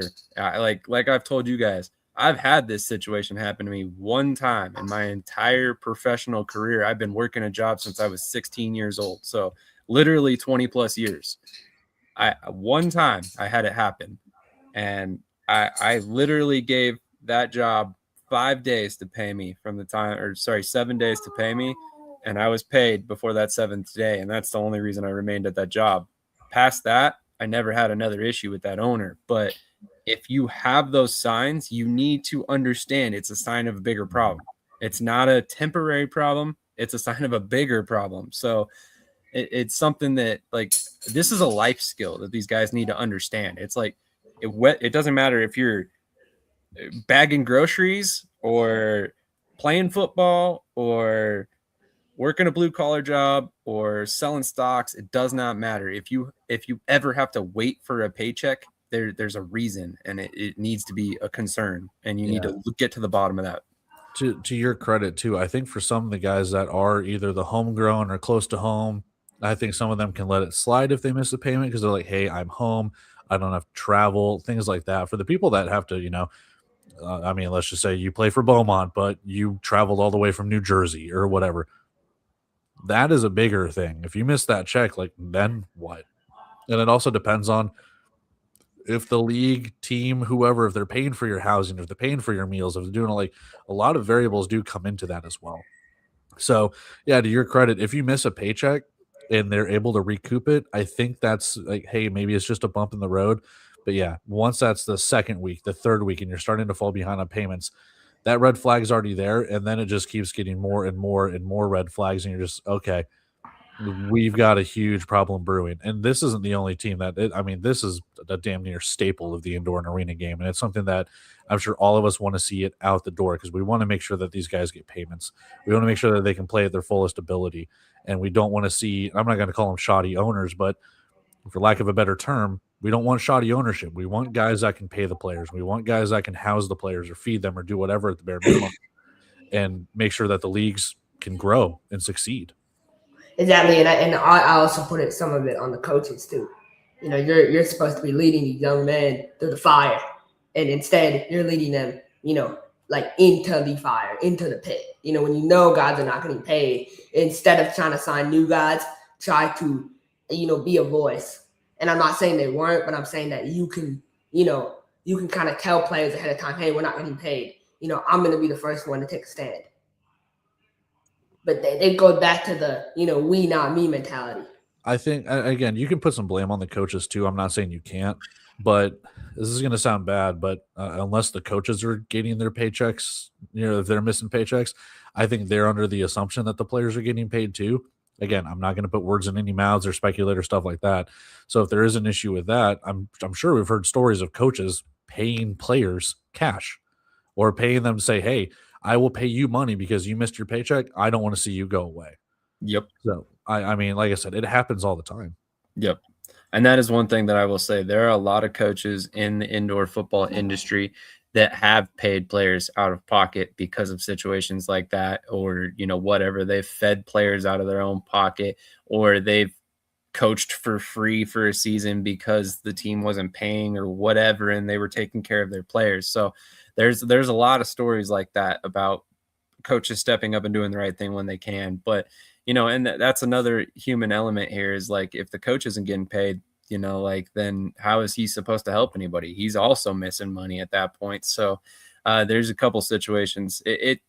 It seems like the start is always the same and the end result is always the same. It happens a million different ways, and it happens because of a million different reasons. But it just, the reason we report on stuff is like this is not to call out the owners or anything like that. It's to shine a light on the fact that this is a common issue and it doesn't need to be, right? So if you don't have the financial backing to finish out a season, I mean, I hate to say this, but just go dormant for a year or do anything literally else other than try and, put other people into the fire, like Chris just said. So definitely a rough situation all the way around. So, and we hope everybody's made whole. Everybody, is able to get back home and all that stuff. But it's pretty rough look for Beaumont.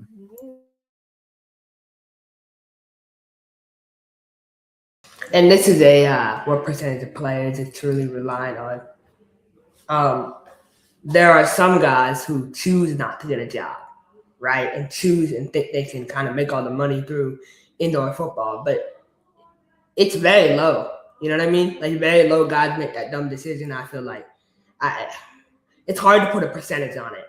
It's hard to put a percentage because what players have families, what players are single, what players bring their families to wherever they're going. Like, if you've got a wife and a kid, are you taking your kid? I'll use that an analogy again. If you're taking them from New Jersey to Beaumont, Texas, I mean, are you doing that and then relying on this? Because that's a stupid decision. And then, are you getting a job? Is it where the ownership can set you up with a job or the coaching staff can set you up with a job? Or are you trying to do it on your own? Is the wife working? Again, how old are the kids? There's a lot of variables when it comes into it. But what percentage of players truly reliant? I would say all of them are reliant to an extent. That's the reason why they're playing. Some play for the love of the game, don't get me wrong, but I'd say a lot of them want to play for that paycheck. That's not a guarantee, but some of them do play for it. Of course, and it depends on, I know for JD, right, my guy who's down there at Beaumont, like, he lives there. He gets to be near his family. Like, it's really good, for him to be able to do that. But like, if he's not getting paid, you start to think about, is the sacrifice really worth it?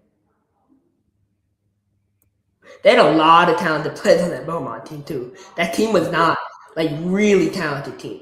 They had Malik McDowell there at one point. I mean, Sidney Jones, Zuri Davis, like a lot of good players. Well, DeBrian's other comment says, I think that players create a bond with the team and want to play for their team. A lot of that is hometown. You want to go play for, if you grew up outside of Houston and want to play in Beaumont. And I keep using them as an example because that's the topic we're on right now. But it could be you played at UNLV and want to go play for the Nighthawks, or you played at I don't know, Florida, and you want to go play for the Jacksonville Sharks or whatever the case could be. So yeah, there is a bond of hometown. There's a bond of, hey, I like this coach and he went to go coach insert city, so I want to go coach with him or play with him, things like that. So it's not just, hey, the city looks appealing because it's Phoenix, Arizona, or whatever. It's the coaches there, the ownership's there, my teammates, former teammates are there. So yeah, a lot of that is that bond when it comes to everything else. The paycheck is part of it too. Don't get me wrong. Everyone wants to get paid. Who doesn't? You want to make your talents known. You should get paid for it. So again, if you're going to a place like that, you got to know who you're dealing with. Exactly. Like you mentioned the Nighthawks, right? You look at how many guys they've had from UNLV, not a lot. Seneca McKee this year, Randall Grimes in the year before. And after that, like, you wonder, I think it was maybe two or three others, one or two, whatever.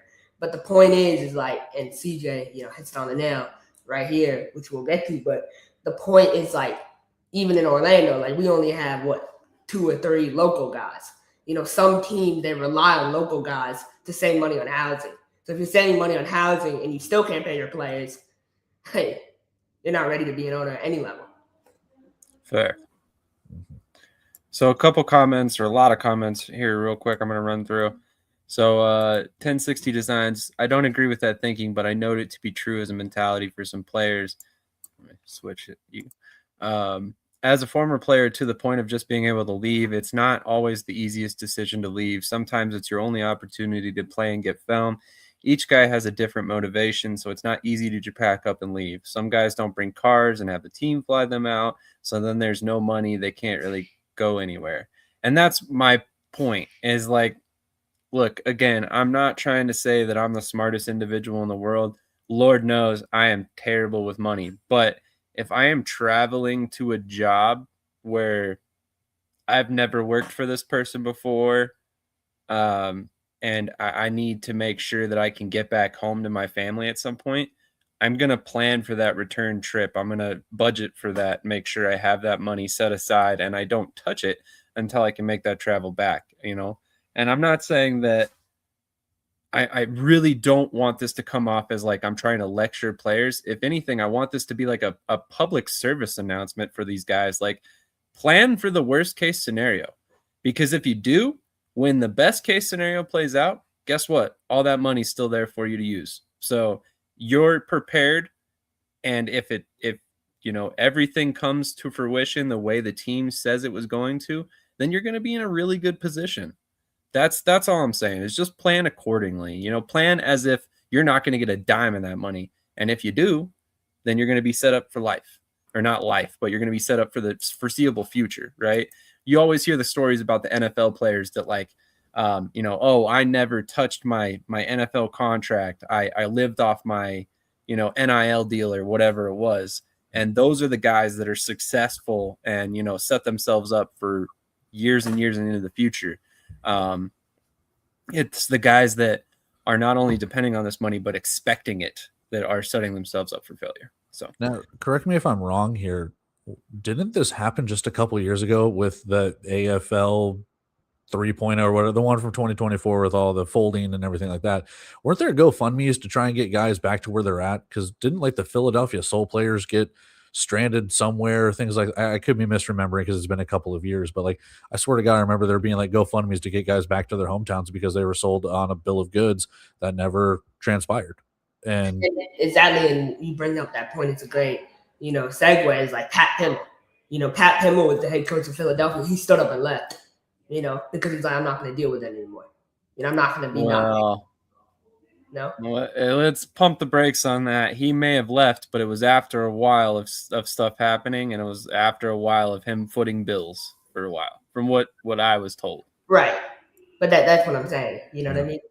And to 1060 Design, I was going to bring it up because I didn't want to trash the IAL because I do that enough. But yeah, I'm pretty sure people went over to Europe and had to get GoFundMe'd back to the US because the European division or whatever shut down, and they were, again, sold a bill of goods that wasn't a thing. Now, again, could be wrong there. I need to touch up on my IAL knowledge, I guess, but I'm pretty sure that's what happened as well, too. It's no different for players with training camp. There are no guarantees. You need to be real about the situation you're going to. Not everyone is going to make the team during camp, and need to be prepared to get back home if you don't make the team. Right. You're taking a chance on yourself, right? That's what professional sports is. You're gambling on your abilities and the situation you're putting yourself in. Now, obviously, you can make calculated gambles. If you go play for the Omaha Beef, you don't have to worry about your checks coming every week. You're going to get paid. You're going to get taken care of. They're going to uphold their end of the bargain. And there are a lot of teams out there that do. And we could literally list countless teams that uphold their end of the bargain. But that's my point. There's plenty of really, really good teams out there that you don't have to go chase, hey, this team that's brand new told me they're going to pay me $1,000 per game. But if I go play for, and obviously these are just numbers in the wind right now, but if I go play for, Omaha, I'm going to make $400 a game or whatever it may be, right? If you can count on that 400, it might be a little bit more valuable than the 1,000 that you may not know you can count on. So that's kind of the things that you have to weigh out when you're making some of these decisions. And to CJ's credit, not every player has those options to be able to make those decisions.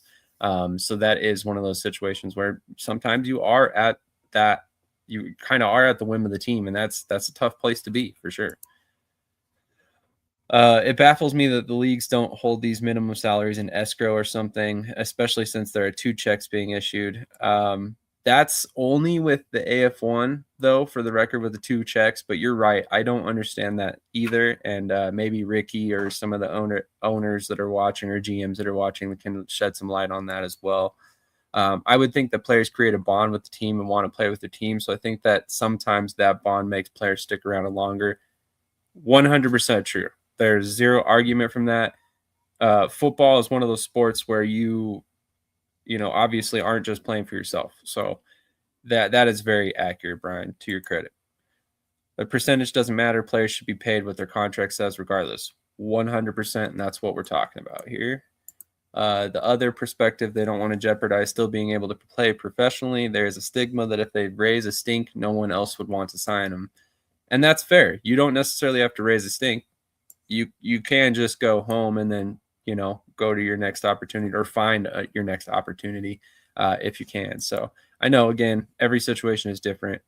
Just plan accordingly is what we're all trying to say here. I didn't leave for any away games without knowing I could buy a ticket back home just in case. And that's fair. I mean, for all you know, you get cut on the road and then they don't provide you a way back, like who knows? You're not lecturing, you're telling them the plan and being an organized adult. Good advice, especially going to play with a new organization because you never know.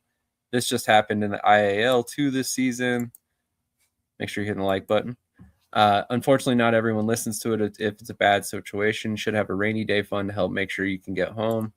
Georgia Force guys were stranded. Philadelphia Soul, I think some of the Voodoo players possibly.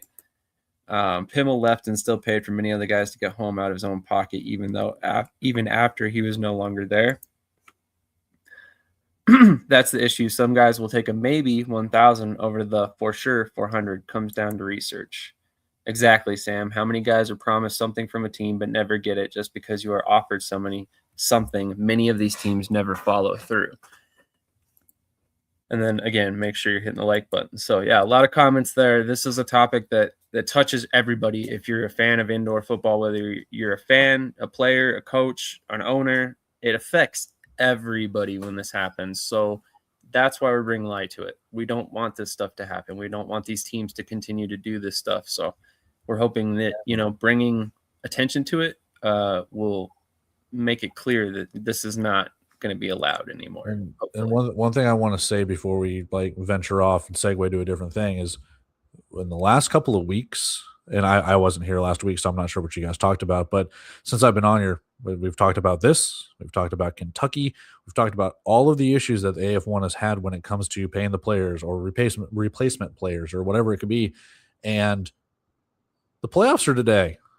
We should be talking, and we will talk about the playoffs, but that should be the thing. That should be the driving force. We were talking the playoffs, but instead we're talking about guys earning money or not making their paychecks or teams folding or doing this. You should be, again, I know we're kind of the driving force behind it, but the playoffs start today and we will talk about it. That should be the thing driving this. Not, well, didn't make our payments. So there we go. Because all the negativity will be the thing that everyone talks about before any of the positivity, because it's happened time and time again, and it will not stop unless we start weeding this stuff out. Exactly. I see what you're saying too, Coach. I feel like, that should be kind of in the back of their mind. You know what I mean? It should be the front of their mind having to worry about that. They should 100% it be as guys should, the pros, it's a professional job. So the owners have to step up. You're 100% correct. And that's part of it for sure. But at the end of the day, like I said, in life, it's just a good idea to plan for the worst and hope for the best, right? And typically, if you do that, you're not going to be in a bad situation. So that's really all it boils down to. Leagues do need to have plan for situations like this and have a way to make sure the players are made whole. So, yeah. Truer words were never spoken. Honestly, we're not trying to say that it's okay that these teams don't pay. We're just saying plan ahead, so you don't put yourself in a position where you're stranded and, having to get, whatever you can possibly get figured out to make it work. But believe it or not, we're actually here to talk about some AF1 games this upcoming weekend as well. It's not just negative stuff. We do, in fact, talk about football here on the show as well. So, believe it or not, there are a couple games coming up this upcoming weekend, which, of course, are displayed on the screen.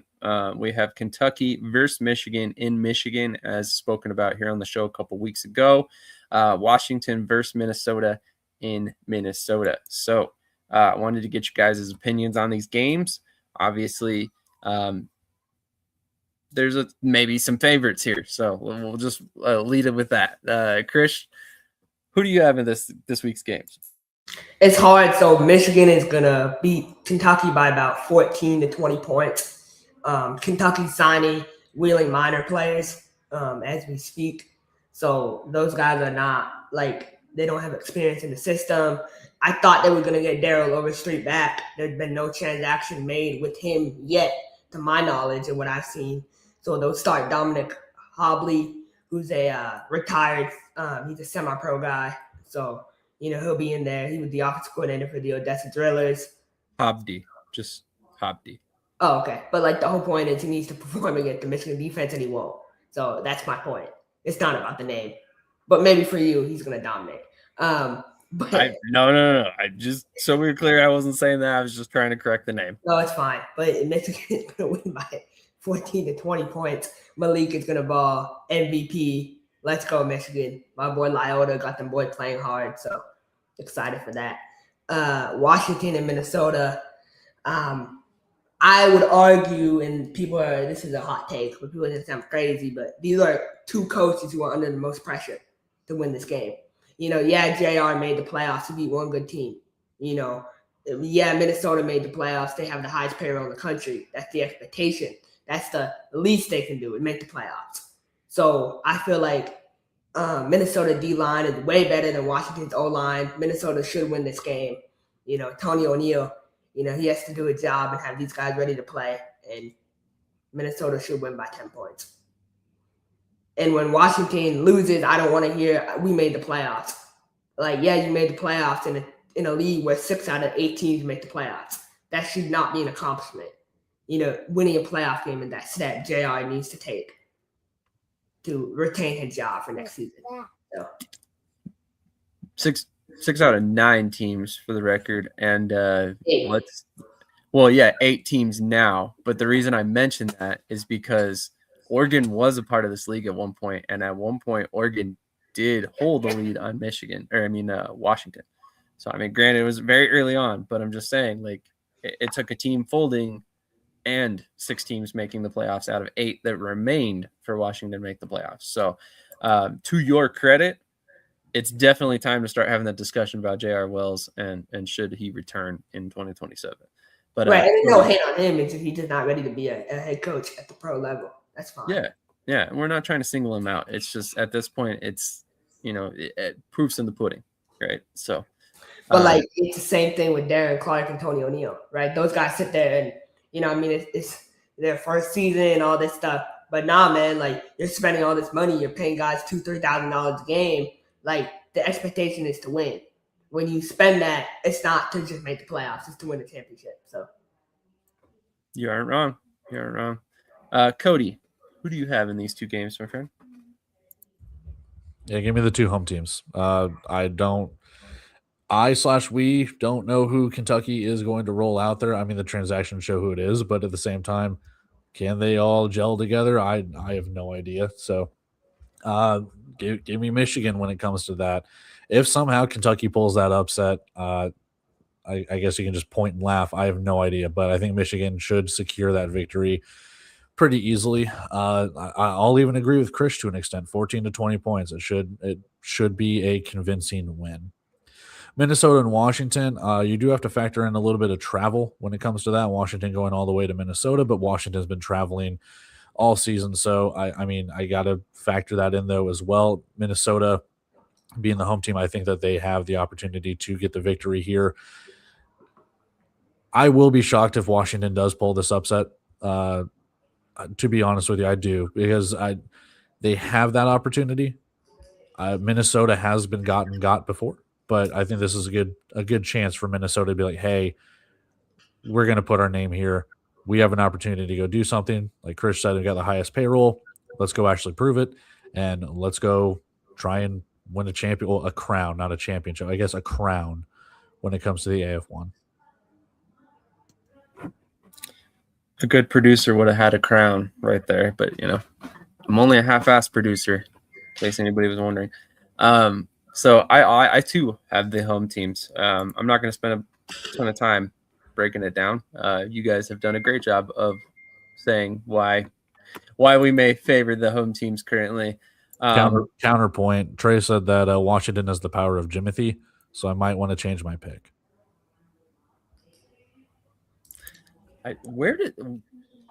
I'm so behind the time on trends, man. Jimothy is I believe a raccoon. It's a raccoon. It's got like a genetic disorder or something like that. It's got like a very short spine. Right. It's just like came out of nowhere and now it's everywhere. It's I don't know. Like I said, I'm always one step behind all the trends. My wife always has to inform me and then explain why they're funny. So, it's a fun little game we play. But anyway, we're going to hit a quick commercial break. We'll come back. We'll talk about the IFL. There's a couple big things to discuss. Obviously, there's also a very vague and interesting post about from Fred Elliott that we'll bring out as well. So wait, one question for you. I know we've been on the AF1 here for a while, but what teams do we see coming back next year?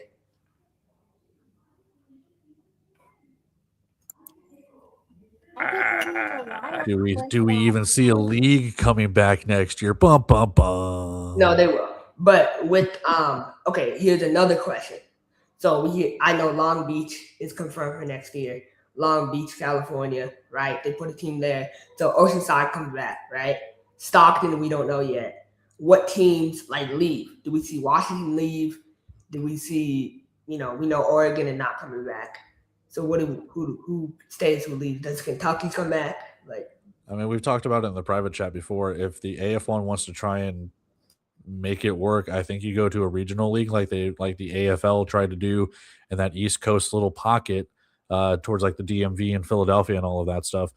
I think if you're able to make it work, you've got to contract it down to probably Nashville, Michigan, Minnesota, and Albany, and go from there. And those are your 4 teams, and you make it work for a season, and then you start getting prospective, owners, whoever, locations, and go from there. Because trying to expand nationwide, it just does not work unless you've been at it for years and years and years. Because to be honest, I don't know if Washington will.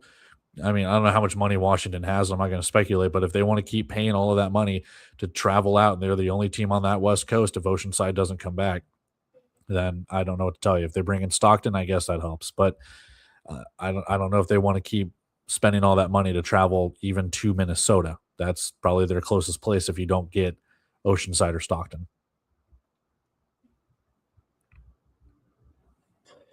Man, this is a wild comment. I am not even remotely as confident as Triple McGee is here, right? I've said it before. I'll say it again. I think that, the AF1 will probably continue next season, but that might be their swan song. I'm actually of the thought process that they're kind of delaying the inevitable at this point.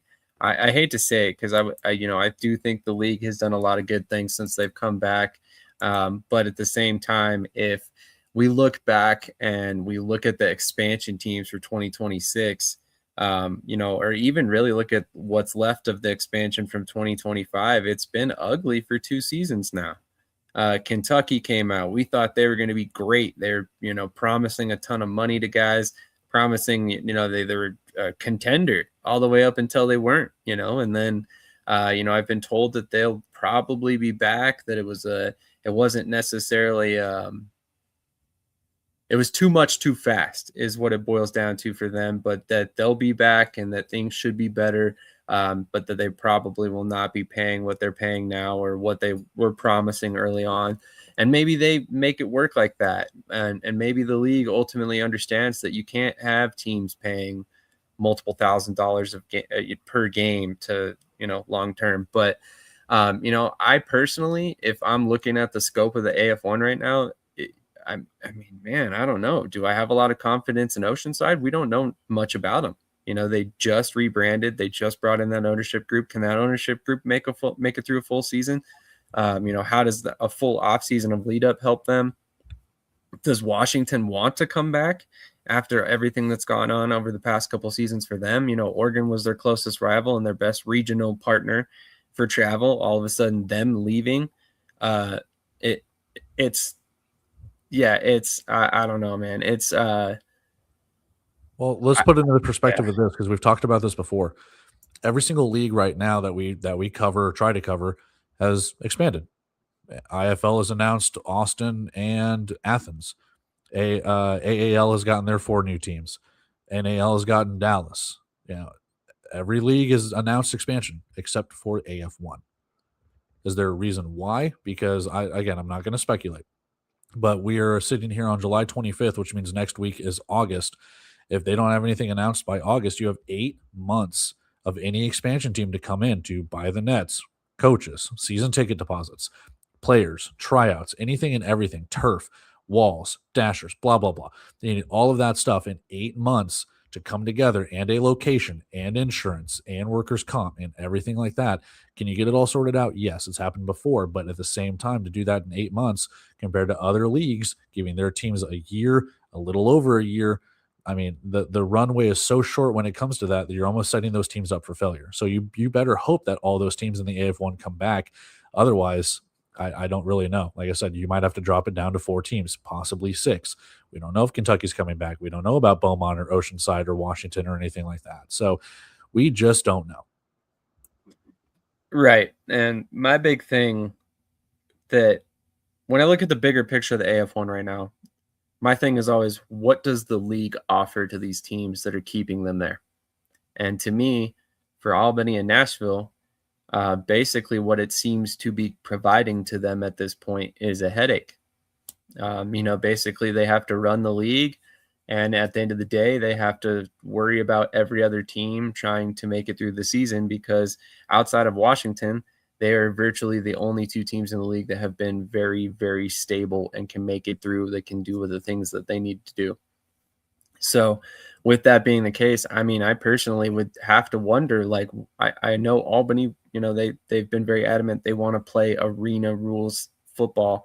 But at the same time, I mean, if this is the result, are you really going to fight against going to the IFL at some point, or going to the NAL at some point, or going to the AAL at some point, forever? When this is what we're going through every year, 5 expansion teams, 6 expansion teams, none of them finish. 1 finishes, 2 finishes, but it's ugly. That's not a good look. And if anything, it's dragging down what Nashville and Albany are doing. It's dragging down what some of these other teams, Minnesota, is doing, because you have Minnesota blowing out a team that should be like the 4th seed technically, because they're playing with replacement players and stuff like that. It's just not a good look for the really stable, really good teams. So, AF1 has a really good foundation, but like Cody said, who else is around it? I mean, do these other teams stabilize with time, or does it look like it did this season? And if it does, why go back for 2028? Right. A lot of comments here. Too Much Too Fast will be the 30 for 30 documentary. And one team you forgot to mention too is Minnesota. I mean, Jacob Lambert's paying, I heard he had money in Kentucky. He had money in Oceanside. He had money in Beaumont. He has money in Minnesota. He has all money everywhere. Like, I'm sure he has a lot of money, but eventually that's going to run out, right? Right. So exactly what this comment says, 100%. Right. Let me raise this question to you as well, if we're going to be in full speculation mode. What cities that don't already have an NAL, IFL, AAL team, like where are you going to put a city, or where are you going to put a team? So I think, this is my opinion, I think they try to, so Long Beach, California. Okay. I think we see them try to get Wheeling. I think they will try to go after Wheeling from the American Hurdle League. Not saying it'll happen, but I think they will definitely try out of desperation. I think they'll try to go after International Hurdle League teams, even though the league owns the teams. So they're going to have to find owners for those teams. So they'll try to go after 1 or 2 of those. Then the biggest thing would be, for me, I think the TAL. I think they'll go after Ozark, Kansas City, and Iowa. I think they'll get those 3 teams to come But then over. that raises the question. Okay, so you go after those teams that are already established, or you go get a new team in Long Beach. You have to look at those arenas and make sure that they can hold nets, or you have to modify the nets to make sure that they go in there. Right. And then Right. again, in Long Beach, do you have an arena that is suitable for it? I'm not sure. I don't know. I Long haven't Beach seen any Healthy. arena, and I've been doing research over the past couple of days. So unless they're going to be called Long Beach, they've never had a team before. So they're really going to play in Long Beach, or are they playing outside? Yeah, I don't know. Like I said, that's the issue that I'm personally thinking of, is like, what locations can you do that can fit the footprint? Do you go and get, like, to Chris's credit, do you go get the Salt Lake team out of the IAL to help travel with Washington? Do you go get Cincinnati if Kentucky isn't going to be around, or if they're going to try and prop that up or whatever? I don't know. I truly don't know, because there's only so many arenas in the United States that can probably hold the nets, or that haven't been burned by different markets, or that don't already hold teams. We've already seen AF1 and plenty of other ones trying to be like, we're going to break into the Phoenix market. That's never really come to fruition. I mean, they've tried with Mullet Arena in the IAL, and I don't know. You got to find places that people will want to go to. No, honestly, and one thing too is, like, with Kentucky, they had a really good setup with the college and the Kentucky University. But if they're not paying for the arena, is the new owner responsible for back payments to that arena? Like, that's a big thing too, where a potential ownership partner for that team might want to back off because of that. New owner in Kentucky? No, I'm saying, if they were to get a new owner, would they want to, attack that and understand, like, there's payment due? I see your point here, though, but there was community support. Their attendance when they played was decent for a first-year team. Let's also be honest. Like, I hate to say it this way, but, like, the college thing is a great in theory, but it's not going to meet immediate results a lot of the times. No, because most of the time you're playing in the middle of the summer when everyone's already graduated and gone. Especially with the AF1 that starts later. So you're talking about April. So, like, if we were going to see good attendance, it would have been, early on or late in the season. But at this point, will kids even be back in school? I mean, they won't, because it's July 25th and Kentucky's season's about to be over. Most colleges graduate like the first or second week of May, and then they don't come back until like the week before or the week of Labor Day. Because then it's normally syllabus week, and then you get the 3-day weekend. Right. No, I will say I still like that setup. I still think you can use that to build out a fan base. I just don't think it's going to be an immediate thing.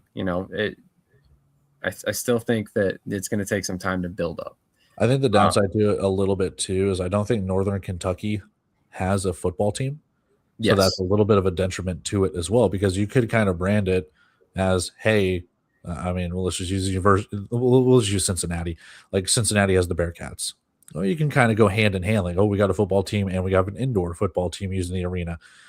You don't really have that with Northern Kentucky. It's just, here's an indoor football or arena football team. There you go. We don't have a football team, so this is the closest thing we got. It's like, do people want to show out for that? I don't know, because I don't know if people show up for Northern Kentucky basketball games. I mean, they're D1, but at the same time, they're probably in the same realm of mid-majors as a lot of other mid-majors. So, fair point. And I will say I was one of the ones parading that partnership, that because of the fact that they didn't have a football team. I think we all were, to be honest, because I know I was in that thing, and then the more I thought about it, I was like, well, students aren't there when they play their home games because they're graduated or they're gone. Like, I don't know how much promotion you can have when it comes to that. Right. True finals are happening. In my opinion, university partnerships are beneficial for resources, not fan bases to start.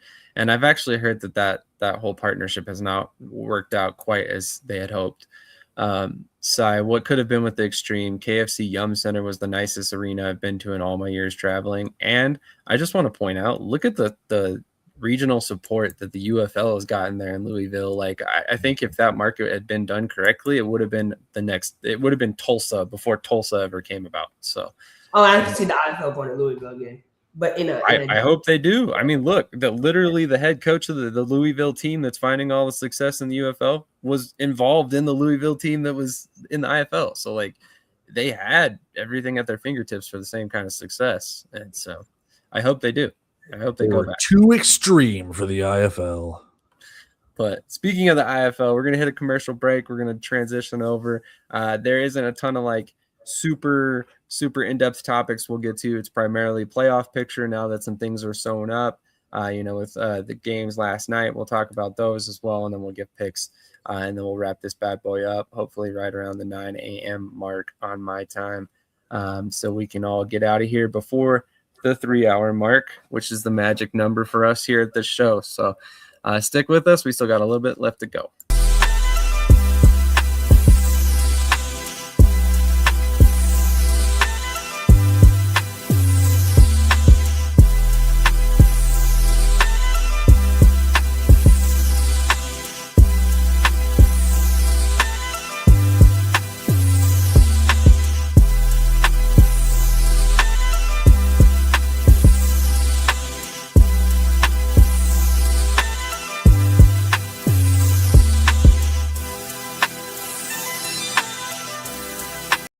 The mountains you climb, maybe stairs. The records you set, maybe personal. The fans you inspire, maybe family. No lights, no camera, just action. You don't have to be a pro. You just need HoneyStinger. Also, a quick shout out to another sponsor that we do not have a commercial quite built for yet. High Tru Light, one of my friends here out in Colorado, has launched a business, a permanent lighting business, who is now a sponsor of this network. So shout out to my guy, Brandon Merchant. If you are in Colorado and you are looking for permanent lighting for your house, highly recommend him. He's a great guy. I guarantee he will make you laugh the entire time he's installing lights on your house. Thank you to Brandon and High Tru Light. So we will definitely be working on getting him a commercial going here soon. But with that all being said, there are some playoffs to talk about. And as we spoke about earlier, San Diego has clinched the Western Conference first seed.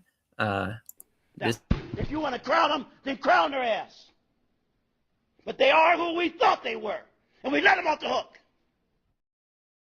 That's probably about what Tucson is saying after last night's game. They looked like they had San Diego on the ropes for the first couple, I want to say about the first quarter and a half. And then things flipped. And then next thing you know, San Diego ended up the victor by a couple points in it was 40-37, I think it was. But ultimately, San Diego comes out 36 or 37, something like that. Thank you.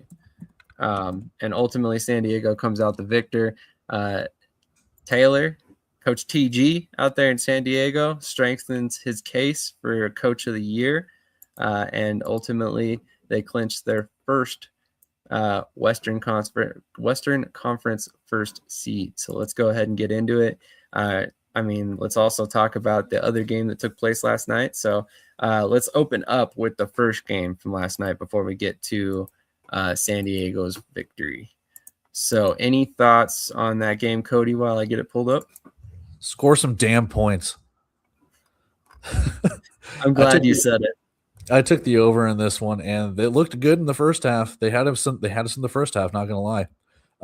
Seven points in the second half total. I don't think anyone scored any points in the fourth quarter, if I'm not mistaken. I was trying to watch this game on the way back from a St. Louis Cardinals game, and I was just dumbfounded. Just like the defenses showed out, and I figured San Antonio's would, but Iowa was able to get a couple turnovers themselves and look decent. And at the end of the day, San Antonio still gets the victory, but my God, you have to look in the mirror if you're San Antonio. You had a 5-win season, which again, we'll talk about it, I'm sure, but like this was still not a good season for San Antonio. It was an even worse season for Iowa. And when you look at both of these teams for 2027, you have to sit there and shake your head and go, how do these teams get better? San Antonio's in a tough Western Conference. In the East, Iowa can make some noise if they can get the right players, if the coaches can develop, if they can get things going. But we've seen it year after year after year, whether it's been the first year of Andre Coles, whether it's been the last couple of years with Dave Mogensen, this team just does not have the resources in Des Moines to make it work. I'm sorry. And then with the head coaching changes that San Antonio's gone through, you either have to get lightning in the bottle for a season or figure out a way to do it when you go up against the likes of Vegas, San Diego, Arizona, things along those lines, because otherwise you're just going to keep rotating coaches like crazy if you think that you're going to get 8 wins and call it good, because you've got to hit the nail on the head with San Antonio. Right. I mean, you pointed, you speaking of hitting the nail on the head, you hit the nail on the head right there. Couple things that I wanted to talk about what you just pointed out. If you look right here at the scoring, there was 55 seconds left in the second quarter when Iowa scored. There was not another point scored until the very end of the fourth quarter, and it was basically a garbage time touchdown.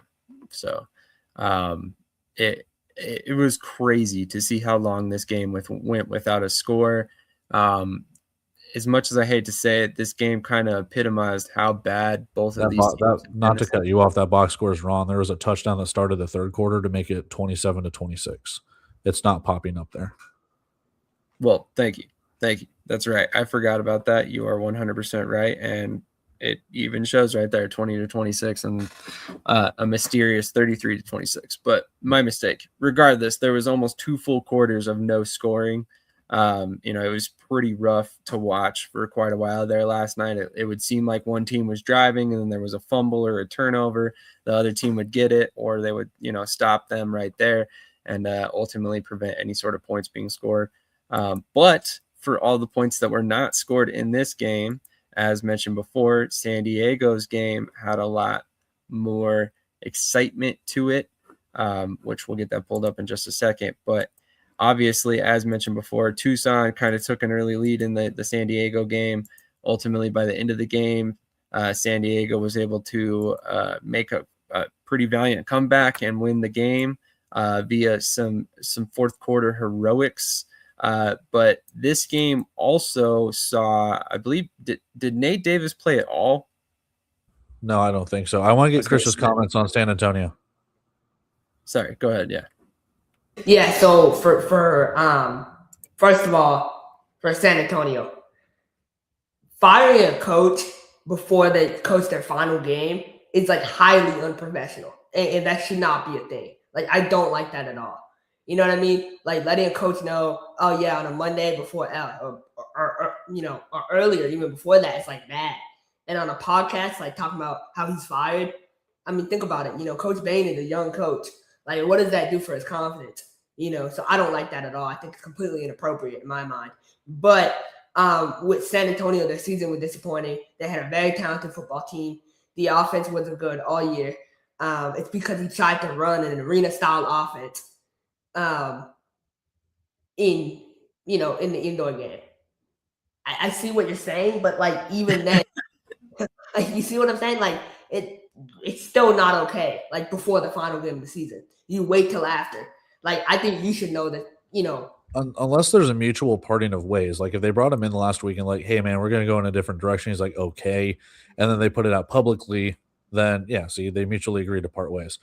So like if that's the case, we're like, hey, we're going to go in a different direction, and Jonathan Bain's like, all right, cool. Sorry it didn't work out.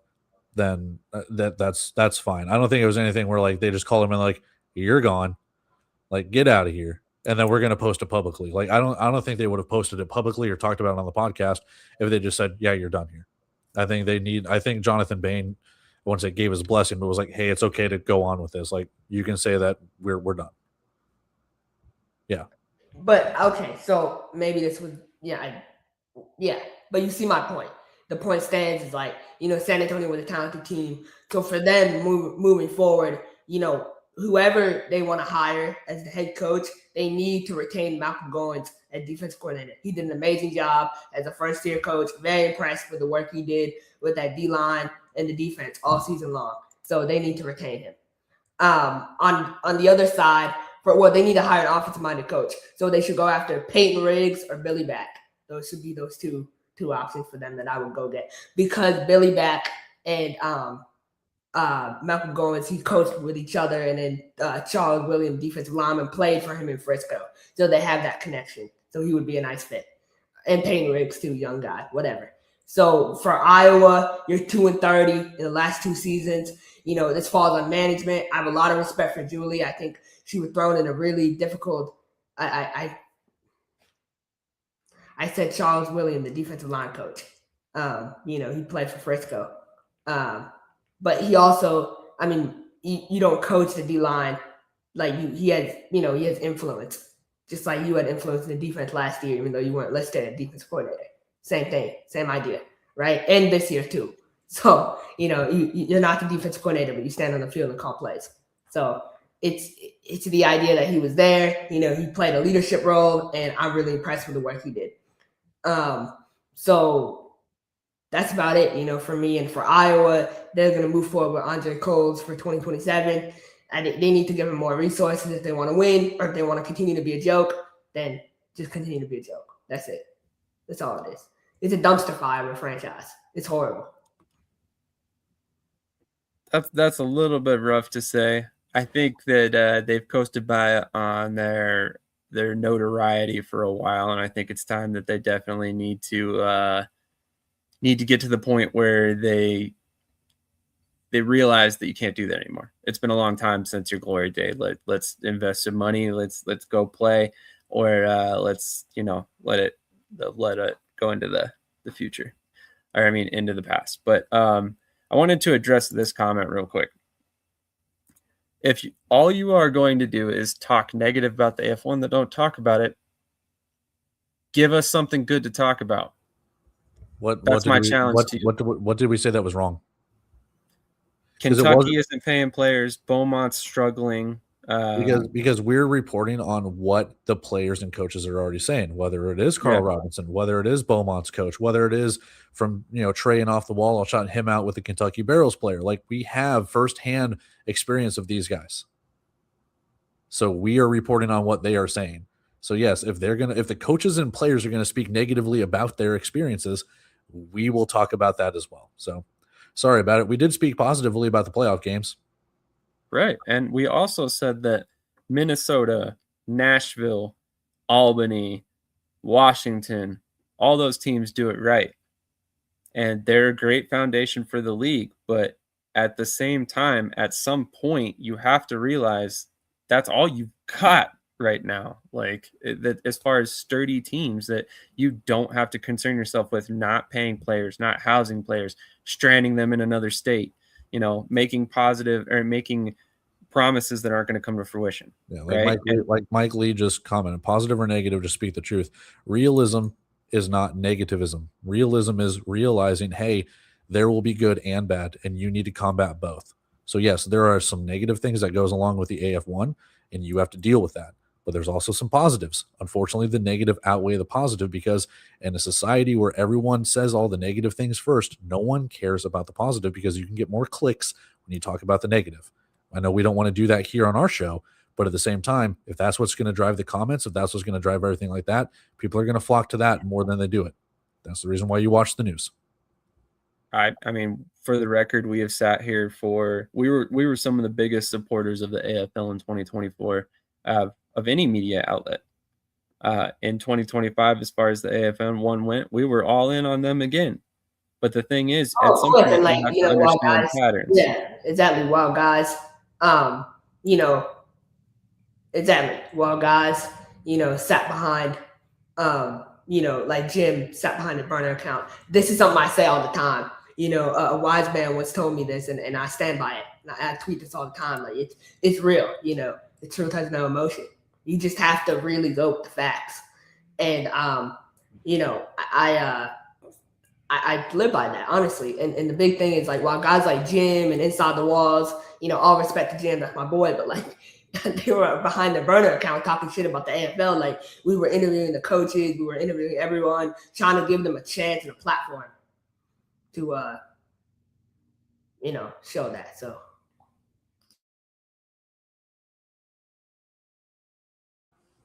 All right, back to our regular IFL scheduled programming. Shit, yeah, honestly. That was a crazy comment. And that's either Gary Compton. I don't think Scott would do it on a burner account, so it might be James Lambert on a burner account. Those are the three No, people. I don't think it's anybody I like think that. honestly, it's a burner though. I really. Feel I doubt it is. I think it's probably legitimately a fan who may not know a lot of the stuff that's going on behind the scenes. Because if you think about it, if you just follow the league, how are you going to know about any of this stuff? Because they don't talk about it. So here's my theory. Their name is at AF1 fan 2004, so they're either born in 2004, so they're 22 years old, or they've been a fan of the AFL/AF1 since 2004, so they have to know a little bit. I'm not sure, but I'm not going to speculate. Let's talk about the Indoor Football League. Yeah, exactly. And speaking of, sorry, that's the wrong game. My fault. Never mind, that is the right game. All right, so back to San Diego. As mentioned before, it was one of the things that I loved about last night's game. I actually at one point said, is San Diego giving this game to Tucson for a reason? Like, what's going on here? Granted, they did bench some of their starters to keep them healthy for the playoffs, obviously. But ultimately, they found a way to win, even with their backups playing most of the game in terms of their backup quarterback and stuff like that. So, I mean, let's talk about this game. What did you guys see last night from the Strike Force and really from Tucson as well, that shows you, what they're kind of made of as we go into the playoffs here? So let's go to Cody first. What were your takeaways from last night's game? Well, the under hit, so I'm really happy about that. And when there was the huge run at like one of the final plays of the game that I thought he was going to score and ruin the under, and I was about to be so mad. I was going to pull a fire alarm, but no, this was a fun game. I mean, I didn't watch it in its entirety, but seeing the back and forth and everything going on, like you said, Tucson kind of came out, guns a-blazing, and then San Diego just was like, wait a minute, we're the number one team. And they just came out and kind of made a comeback, flexed their muscle a little bit and said, hey, we can beat you with our second stringers too. What's going to happen next week? We got to figure this out. I think one of the comments in the group chat was like, is Tucson showing too much right now? Because these two teams will meet next week. It's something I talked about in my previews.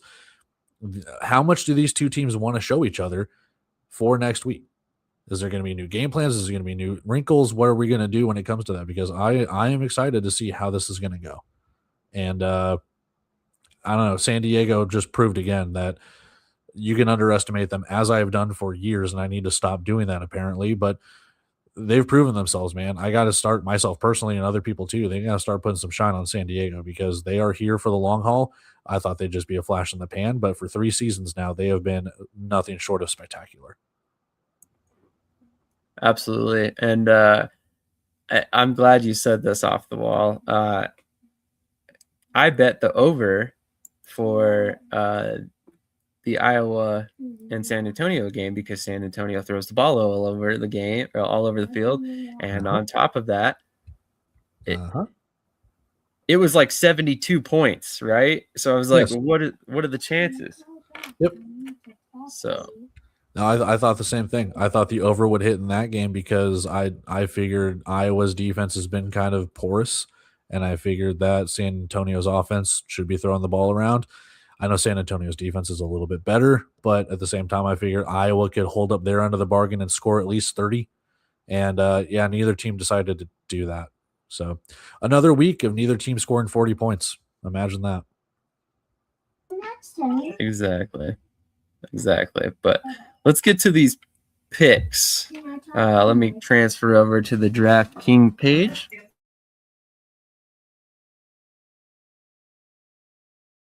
Oh, obviously my thoughts. So San Diego, that shows the future for them. They think Kyle Kelly's the future. I think he's beyond an elite runner and an athlete. Like, he's insane, and he was like that at Ball State too. But what he struggles with is turnovers, right? And his ability to develop as a passer. So if he comes back next year, they need to sign someone else to compete with him for that starting quarterback job. And I would go after Anthony Garrett, like Cody said, or James Cahoon, or someone that fits that passing style. Do you just kind of think Kyle Kelly's just a Rudy Johnson 2.0?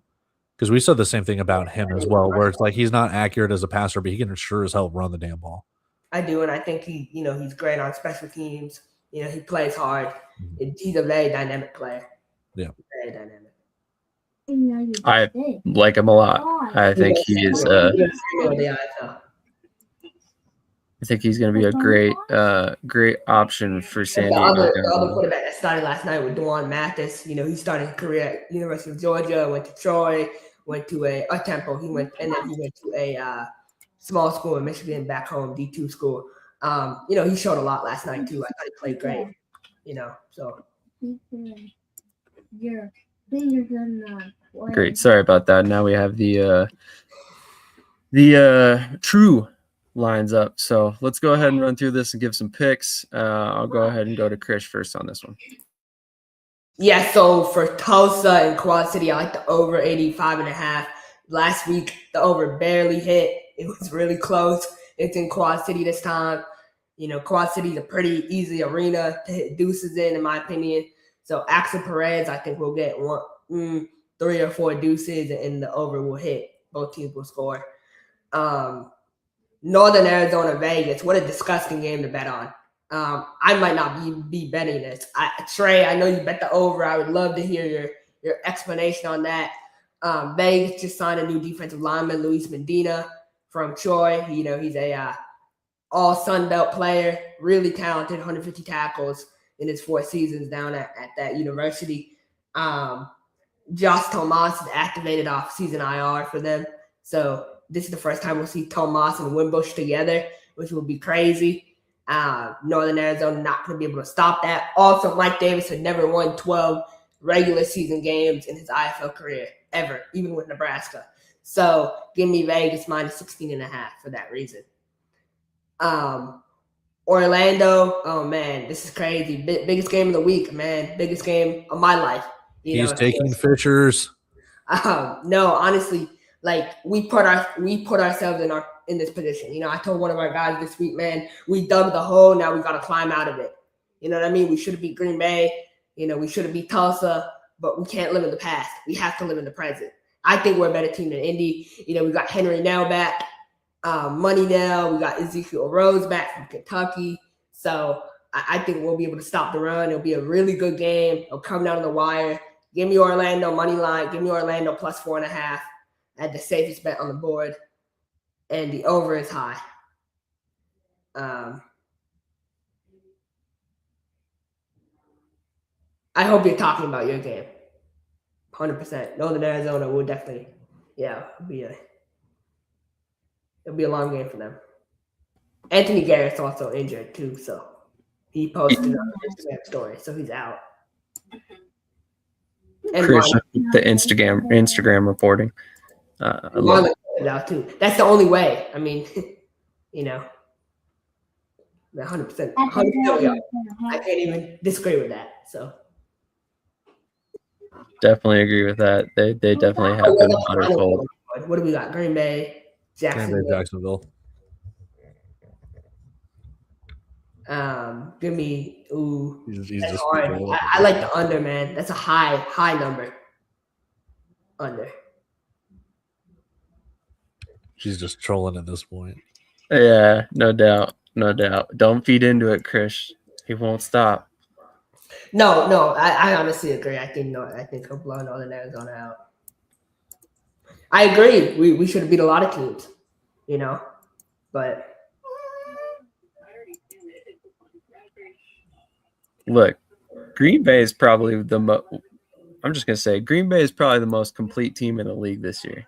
100%. They're a really, really good team. There's a reason why they've been beating some teams. But Cody, why don't you go ahead and give your picks, sir? Yeah, let's go for it. Very first game, Tulsa and Quad City. I'm gonna just take Tulsa on the money line.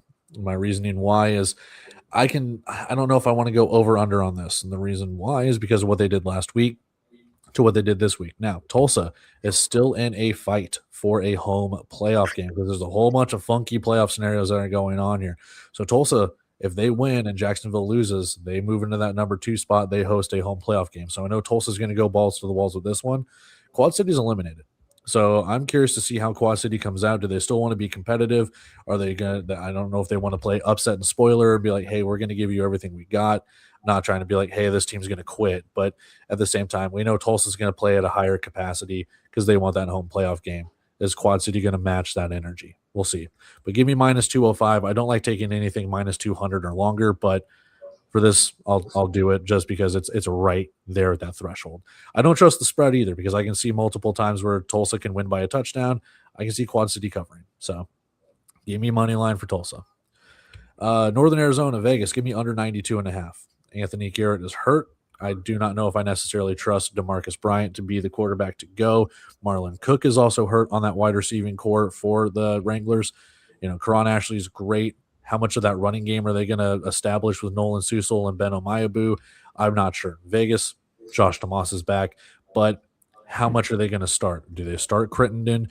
Do they, they're going to start Tomas or Wimbush? Is this going to be the game where Tomas gets some carries and kind of gets back into the swing of things? Who do they sit and bench on the wide receiving core? How do they go about it? We'll kind of see how it goes. So give me the under 92.5 on that one.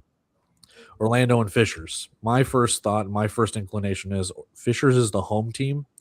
I want to kind of go with them. Orlando's defense leaves a lot to be desired, but that's kind of in the passing realm and not necessarily in the rushing realm. So Orlando might have a little bit of an edge on that. This one is going to be a fun game. I got to go with Fishers being the home team, but again, I can easily see Orlando pulling out a victory in this one. I can. If they can shut down the running game, then Fishers is going to have a tough time. But I do think Fishers has an opportunity here. If they squander it, Orlando's right back in the playoffs like a one-year hiatus. And then finally, Green Bay and Jacksonville. Again, Jacksonville trying to play for that home playoff game too in that number 2 seed. Green Bay's already got it locked up. So I'm curious to see how Green Bay goes about it. Are they going to sit Liam Thompson and start Cole Stenstrom? Who are they going to kind of rest? Because they know that they are hosting a playoff game. They know that they're the number 1 seed. What do they go through? And it's kind of that same thing with Quad City. Do they match the energy of Jacksonville? Do they want to go through that intensity? They're on the road. We'll kind of see how it goes. And if it is dollar beer night in Moline, crash a couple cans for me because I wish I could be there. My family's up there celebrating my brother's birthday. So happy birthday, Steve. Hope you're watching. But yeah, for Green Bay and Fishers, give me under 95.5. I don't know if these two teams are going to show too much, knowing the playoffs are right around the corner. We'll just keep hitting the unders for all of it. I think Jacksonville money line is the best bet on the board for that. And you think so? Yeah, just because they're playing for more. But that could be. I mean, yeah, it very well could be. And again, it all depends on, does Green Bay come out and say, hey, we're not going to do rest versus rust. We're going to start all of our number 1s and go from there.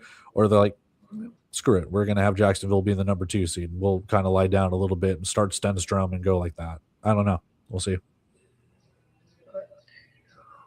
Give me some stuff to think about for my bets here. I picked both winners last night, ironically, so that worked out well for me. However, like I said, I picked the under in the San Antonio game and ultimately did not win that one. I picked money line on every other game, but I think after listening to Cody talk, I am going to end up betting on the under for Northern Arizona and Vegas. I picked Tulsa, Vegas, Fishers, and Green Bay this week. If I'm being honest, Fishers primarily because they're the home team. I picked Green Bay because I just think they're the best team in football right now. From an overall standpoint, they are a very complete team. Liam Thompson's playing really well. As far as Vegas and Northern Arizona, I don't need to rehash the reasons everybody said before. That's a blowout waiting to happen. Tulsa and Quad City, I think, is a really close game. I think it's going to be a really good game, and I could see Quad City winning that one. I just honestly took the favorite in that one because Tulsa's been rolling as of late, and they're headed to the playoffs. So I mean, it should be a good team. So Arizona, Vegas, yeah, that's such a weird game. It's a unfortunate game to end the season with because it's. You don't have to bet on everything though, but like I have to. You know what I mean? Like hey Cody, you cost me so much money last night. Probably $20. I watched your whole preview, and you had me thinking I took the over, and I took the San Antonio -10.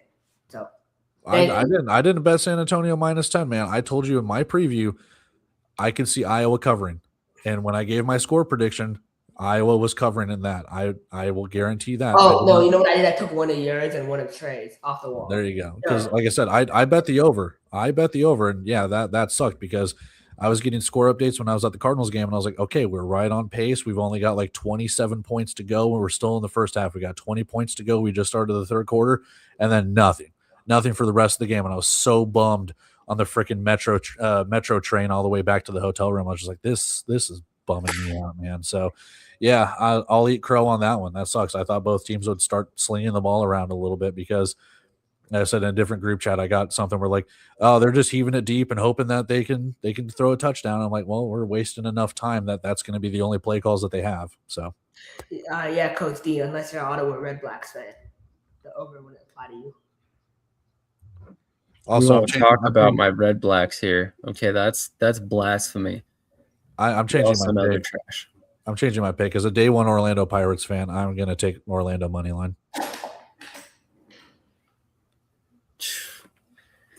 No, that's not even a joke. I'm not even trying to convince myself or anything. I think somehow, some way, I think that Orlando Devil Magic will rear its ugly head again. I'm excited, man. Orlando Devil. Both coaches are under a lot of pressure. You know, I love, Rod Windsor. I hope he's our leader going forward, but he understands, leadership. There's a price that comes with leadership, and so you got to pay the price tomorrow. And same thing with Dixie Woolen, man. He feels the pressure too. Well, at least I know this now, and I can win some money while watching my team lose. So you're saying that we should bet the under in the Vegas game because they're two former CFL coaches going at it, Coach Davis and Coach Higgins, right? No? All I'm realizing is how much of a degenerate gambler Mike Davis is if he's betting on the CFL the entire time. What are you trying to say? I bet on the CFL every week too. You're a degenerate gambler as well. Betting very small. I was betting on the IFL, bro. Betting on the IFL is as DJ as you can get. Homie, I was betting on European basketball when Kansas legalized betting. Stop it. Have you what was it on there? It takes yesterday? one to know one. Isn't there like the Tokyo Baseball League on DraftKings or something like that? Oh yeah, there's stupid stuff like that. There's like darts. But everyone needs a part-time job. Yeah, exactly. I'm trying to get better at it so I don't have to have a part-time job anymore. But honestly, you could legitimately make a living. Any three of us could make a living betting IFL. Oh, I can't. Honestly, though, we could. Well, as long as you're giving out the picks as the most accurate better than. No, I've been missing this season, man. Sometimes you just said you're the most accurate. No, this season I'm Michael Jordan had off years too, so it's fine. So we got the Washington Wizards, Krish. Yeah, exactly. There you go. Exactly. Post retirement and post comeback. But I mean, that is true. Yeah, they will cap it. But they cap the IFL. They have to. I mean, if you win a certain amount, the betting companies will, they cap it. They're like that. Like it's really like that. Yeah, they will, because they'll think there's something nefarious going on. You can spend all your money on like the NFL or any of the big four, but they will cap you on some of the smaller stuff. That's lame. But I guess my final question for you guys before we, end it for the day is who do we think gets the San Antonio job and the Austin job? I'm going to decline to comment on this one. Wow. I think that there might be some other reasons why Bain was let go. So I don't know that there will be another coach, but we'll see. But I have a question though. If you're Bain, right, and hypothetically you interview for other jobs, what's your selling point? Right? What do you sell? Do you have an answer for that? Because I am kind of. The pictures that I was thinking about. Wouldn't be doing my job if I didn't report unbiased. And from everything I've heard, there are some concerns there. So I'm not going to go any further than that because I haven't confirmed anything. I think San Antonio, I mean, they have some of the best ownership, that city has ever seen. So I love San Antonio team. No, it's not I'm glad to hear it. I hope that's the case because obviously, as mentioned before, San Antonio is a great ownership group, and it was never a question of if they have the money to do it. It's a question of motivation is what I was hearing. But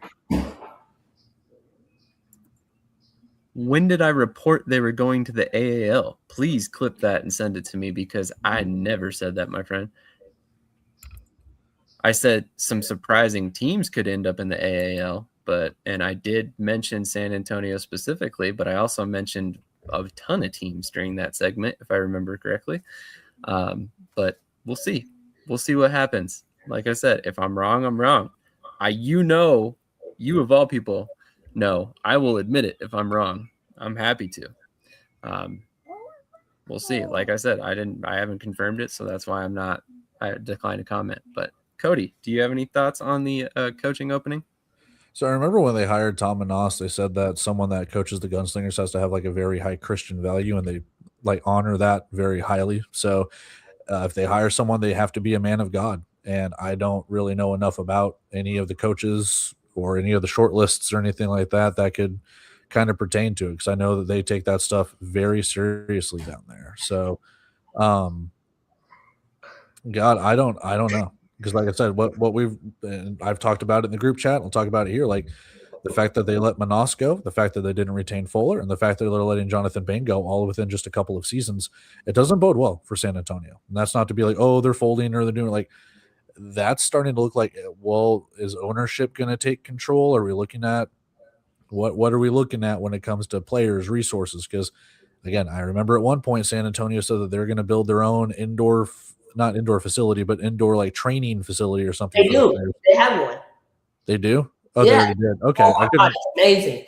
Bro, they got like hot tubs, cold tubs, everything. Okay. I didn't know if they already built it or not. But that's the point I'm trying to make though, is like if they've got all of these resources for it, is it something where they're looking just for a yes man coach because the ownership already has all this stuff in place? I don't know. So like I said, whoever it is, I wish them all the best because your leash probably is going to be short. Let me just take a moment to address this comment right there. They should throw the house at him. They should, and I hope they're listening to this when I say this, because I mean, why wouldn't you want him? 2+ decades of college coaching background, a winning record as an indoor football coach, fresh off a championship win. He looks the part in terms of a coach that you want, with professionalism, how he treats people, how he builds rosters, et cetera, et cetera. Hell yeah, they should throw the house at him. Honestly, I'd say the same thing about you. If they thought there was a chance in hell that you would leave Vegas, they should throw everything they possibly can at you. There's certain coaches that just make sense. No, not at him, at Coach Chin. Obviously. Coach Chin too. No, Coach Chin. Yeah, Coach Davis would never leave. That's what did you even listen to what I just said? If there's any chance in hell, but there's no chance. So okay, so that's what I'm saying. Like if they thought there was the slightest sliver of a possibility he might consider it, they should make that offer. But Coach Thomas is already going to be coaching New Mexico. He's already going to be coaching San Antonio in the AAL. He's going to be coaching Austin. He's going to be coaching the Oregon Lightning 2.0. We already know he's going to be coaching everywhere else. Right. He's also named the head coach of Chris's flag football team. If anything, he signed so many Pirates players. We might as well get him a hammock in Orlando. He can sleep, on that, and we can save money on housing and get him as coach. So who? Coach Davis. Yeah, I'm telling you, he would never leave. They should go after Coach Chin. I would throw anything to get her to Chin. Anything. If I was them. Anything. 100% agree. Destroy Vegas from the inside. The 100 bands, the car, everything, the house, everything, give it to Coach Chin. Could say the same thing about Rod Miller too. He would be a good option. But he was already there. Yeah, I know. So I why know. I'm not saying like that's my point. Like Sometimes there's you a have to go lot back of to go forward. So since we're on this heated discussion, why do you think Coach Thomas leaves? I know you and the NAL people are, trying to hold on to him with their life. Do you think he leaves Southwest? Because I do. It all depends. I don't think he leaves. Hey, there he is. Personally, I'm glad he decided to tune in. Coach Thomas, are you planning on leaving? No, I don't think he leaves. I've talked about it at length here. He lives in Dodge. He's got a lot of stuff going on there. You'd have to throw an unrealistic number at him, I would imagine. But at the same time, is there an ownership group out there that thinks that he's an improvement? Yeah, probably. In fact, there's probably multiple teams out there that think, hey, that guy would definitely run our program the way we want, and it's a matter of if they've got the resources to make it make sense for him. But yeah, like I just said, if I'm San Antonio, if I'm New Mexico, if I'm Austin, I think I have a lot of coaches that are on my wish list. Whether or not they would come is a different story. See, and that's how you know Mike Davis knows what he's talking about, because 3% is the NFL number. So that's how he knows 3%. He'll get Coach Thomas will get an IFL job. Don't worry. So we now figured out what Coach Davis's second job is now. It's serving as Coach Thomas's agent. Yep. Well, now it should be good, man. When Coach Thomas gets a job, I'll be heavily supportive of him. I want him to leave Southwest Kansas. I pray for that. My question is, why are we so hip on him leaving? I think it'll be good for his health. A change of scenery. You need to grow as a professional. So he needs to leave. Yeah, leave. Get out of here. Bro, the NAL is go on, get. It's too easy. Go on, get. You're not wanted here. Well, I mean, if he's got your stamp of approval, that's all it takes, right? People are going to back up the Brinks trucks tomorrow, so it'll be interesting to see what happens. There's going to be a lot of storylines. And don't worry, man. You're part of that luggage. You won't get left behind in Dodge like your car did. So, okay, that was a low blow. Low blow. It wasn't Dodge. It was Garden City. Come on. Yeah, man. the car was in Garden City. Jeez. Clearly a whole nother 50 miles away. But yeah. I'm surprised you I know we're, way past the time, but what about Fred Elliott? His masterful reporting on Austin. No? Do you believe that? What do you think? Yeah, I mean, we can get into that. Yeah, Fred Elliott made a post last night that said the IFL should vet the ownership group for the Austin IFL expansion franchise. And obviously he seems to think there's a reason for that. There's a bunch of comments on stuff. I, to be honest, have not looked that long at the post, so I have not read all the comments or anything like that. But I mean, Krish, you wanted to comment on it, so I'll give you the floor. Yeah, I mean, look, I like Fred. He's a good guy. He's been on a bit of a cold streak lately. His love affair with the Austin, Texas Bulls. And now this piece of information, I believe he's being fed information by Chris Wallace, a well-known Vegas scam artist, and other people in the Austin Bulls organization that try to take down the IFL Austin organization. That's what he's being fed. And so he's taking that information and posting it. And I don't believe it's accurate at all, So try to make someone look bad for someone else's benefit is kind of some backdoor shit. And Fred, all I'll say to you, man, is you've done it in the past. If you have receipts, post it. Post it. Because I want to see. Yeah, that came out of left field for me as well. I've heard some questions about the team, but nothing to the point where we need to be concerned yet. So we'll see what happens. But Cody, any thoughts on that?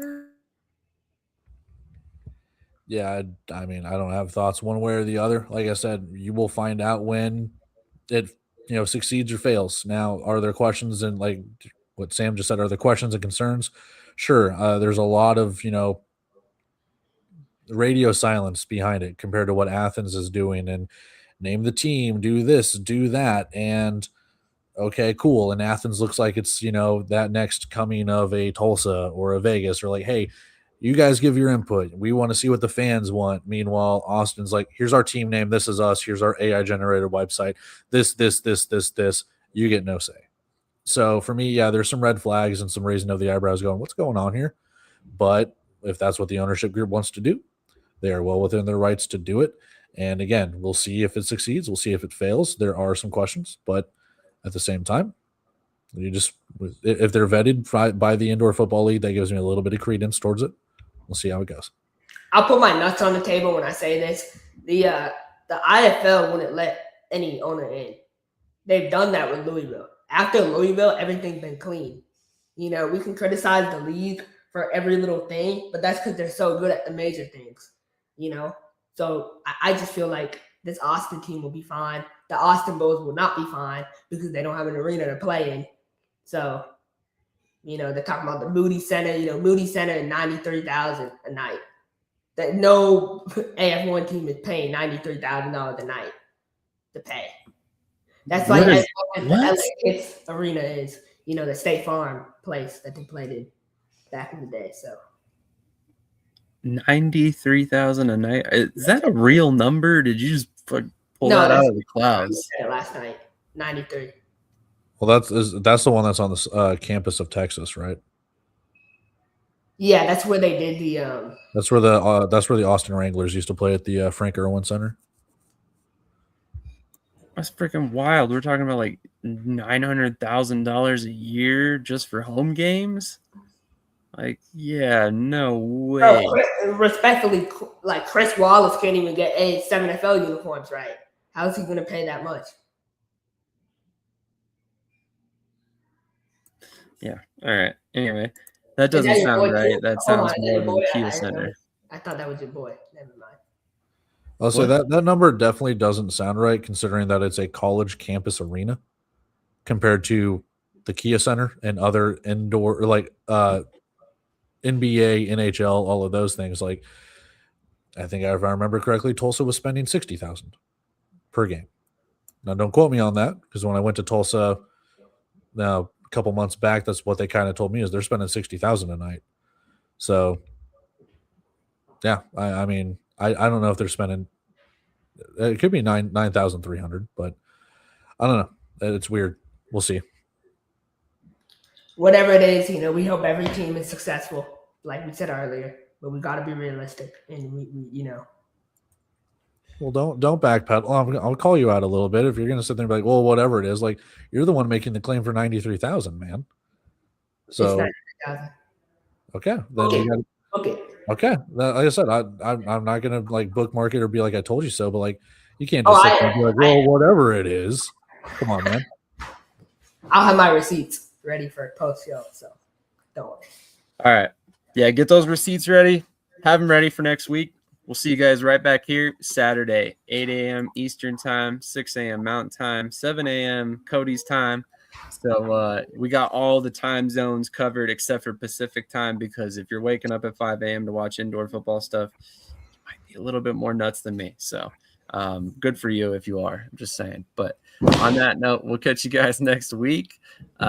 Love this show. Thank you all for being here this morning. We've had over 70 live viewers at one point. Lots to talk about this morning. So pretty good for a show that doesn't double check their information. So, thank you for all the loyal supporters. Right. 93,000.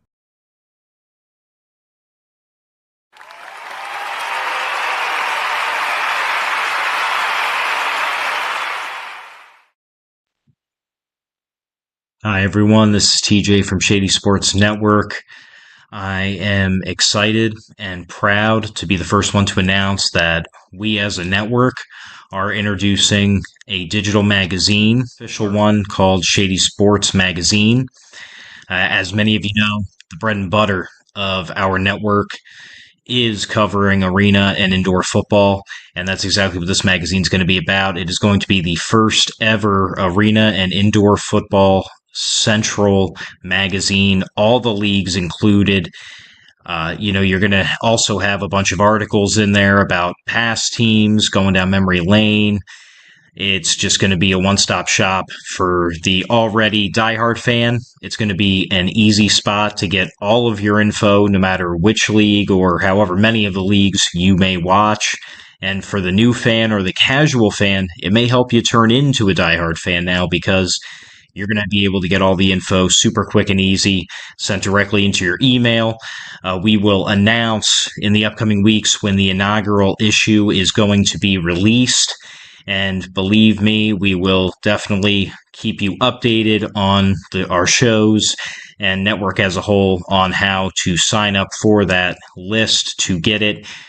Email for free every month. Thank you to the fans, and thank you for everyone watching. As always, like, follow, share, subscribe, and most important, enjoy the show and keep watching. Thank you, and see you guys later.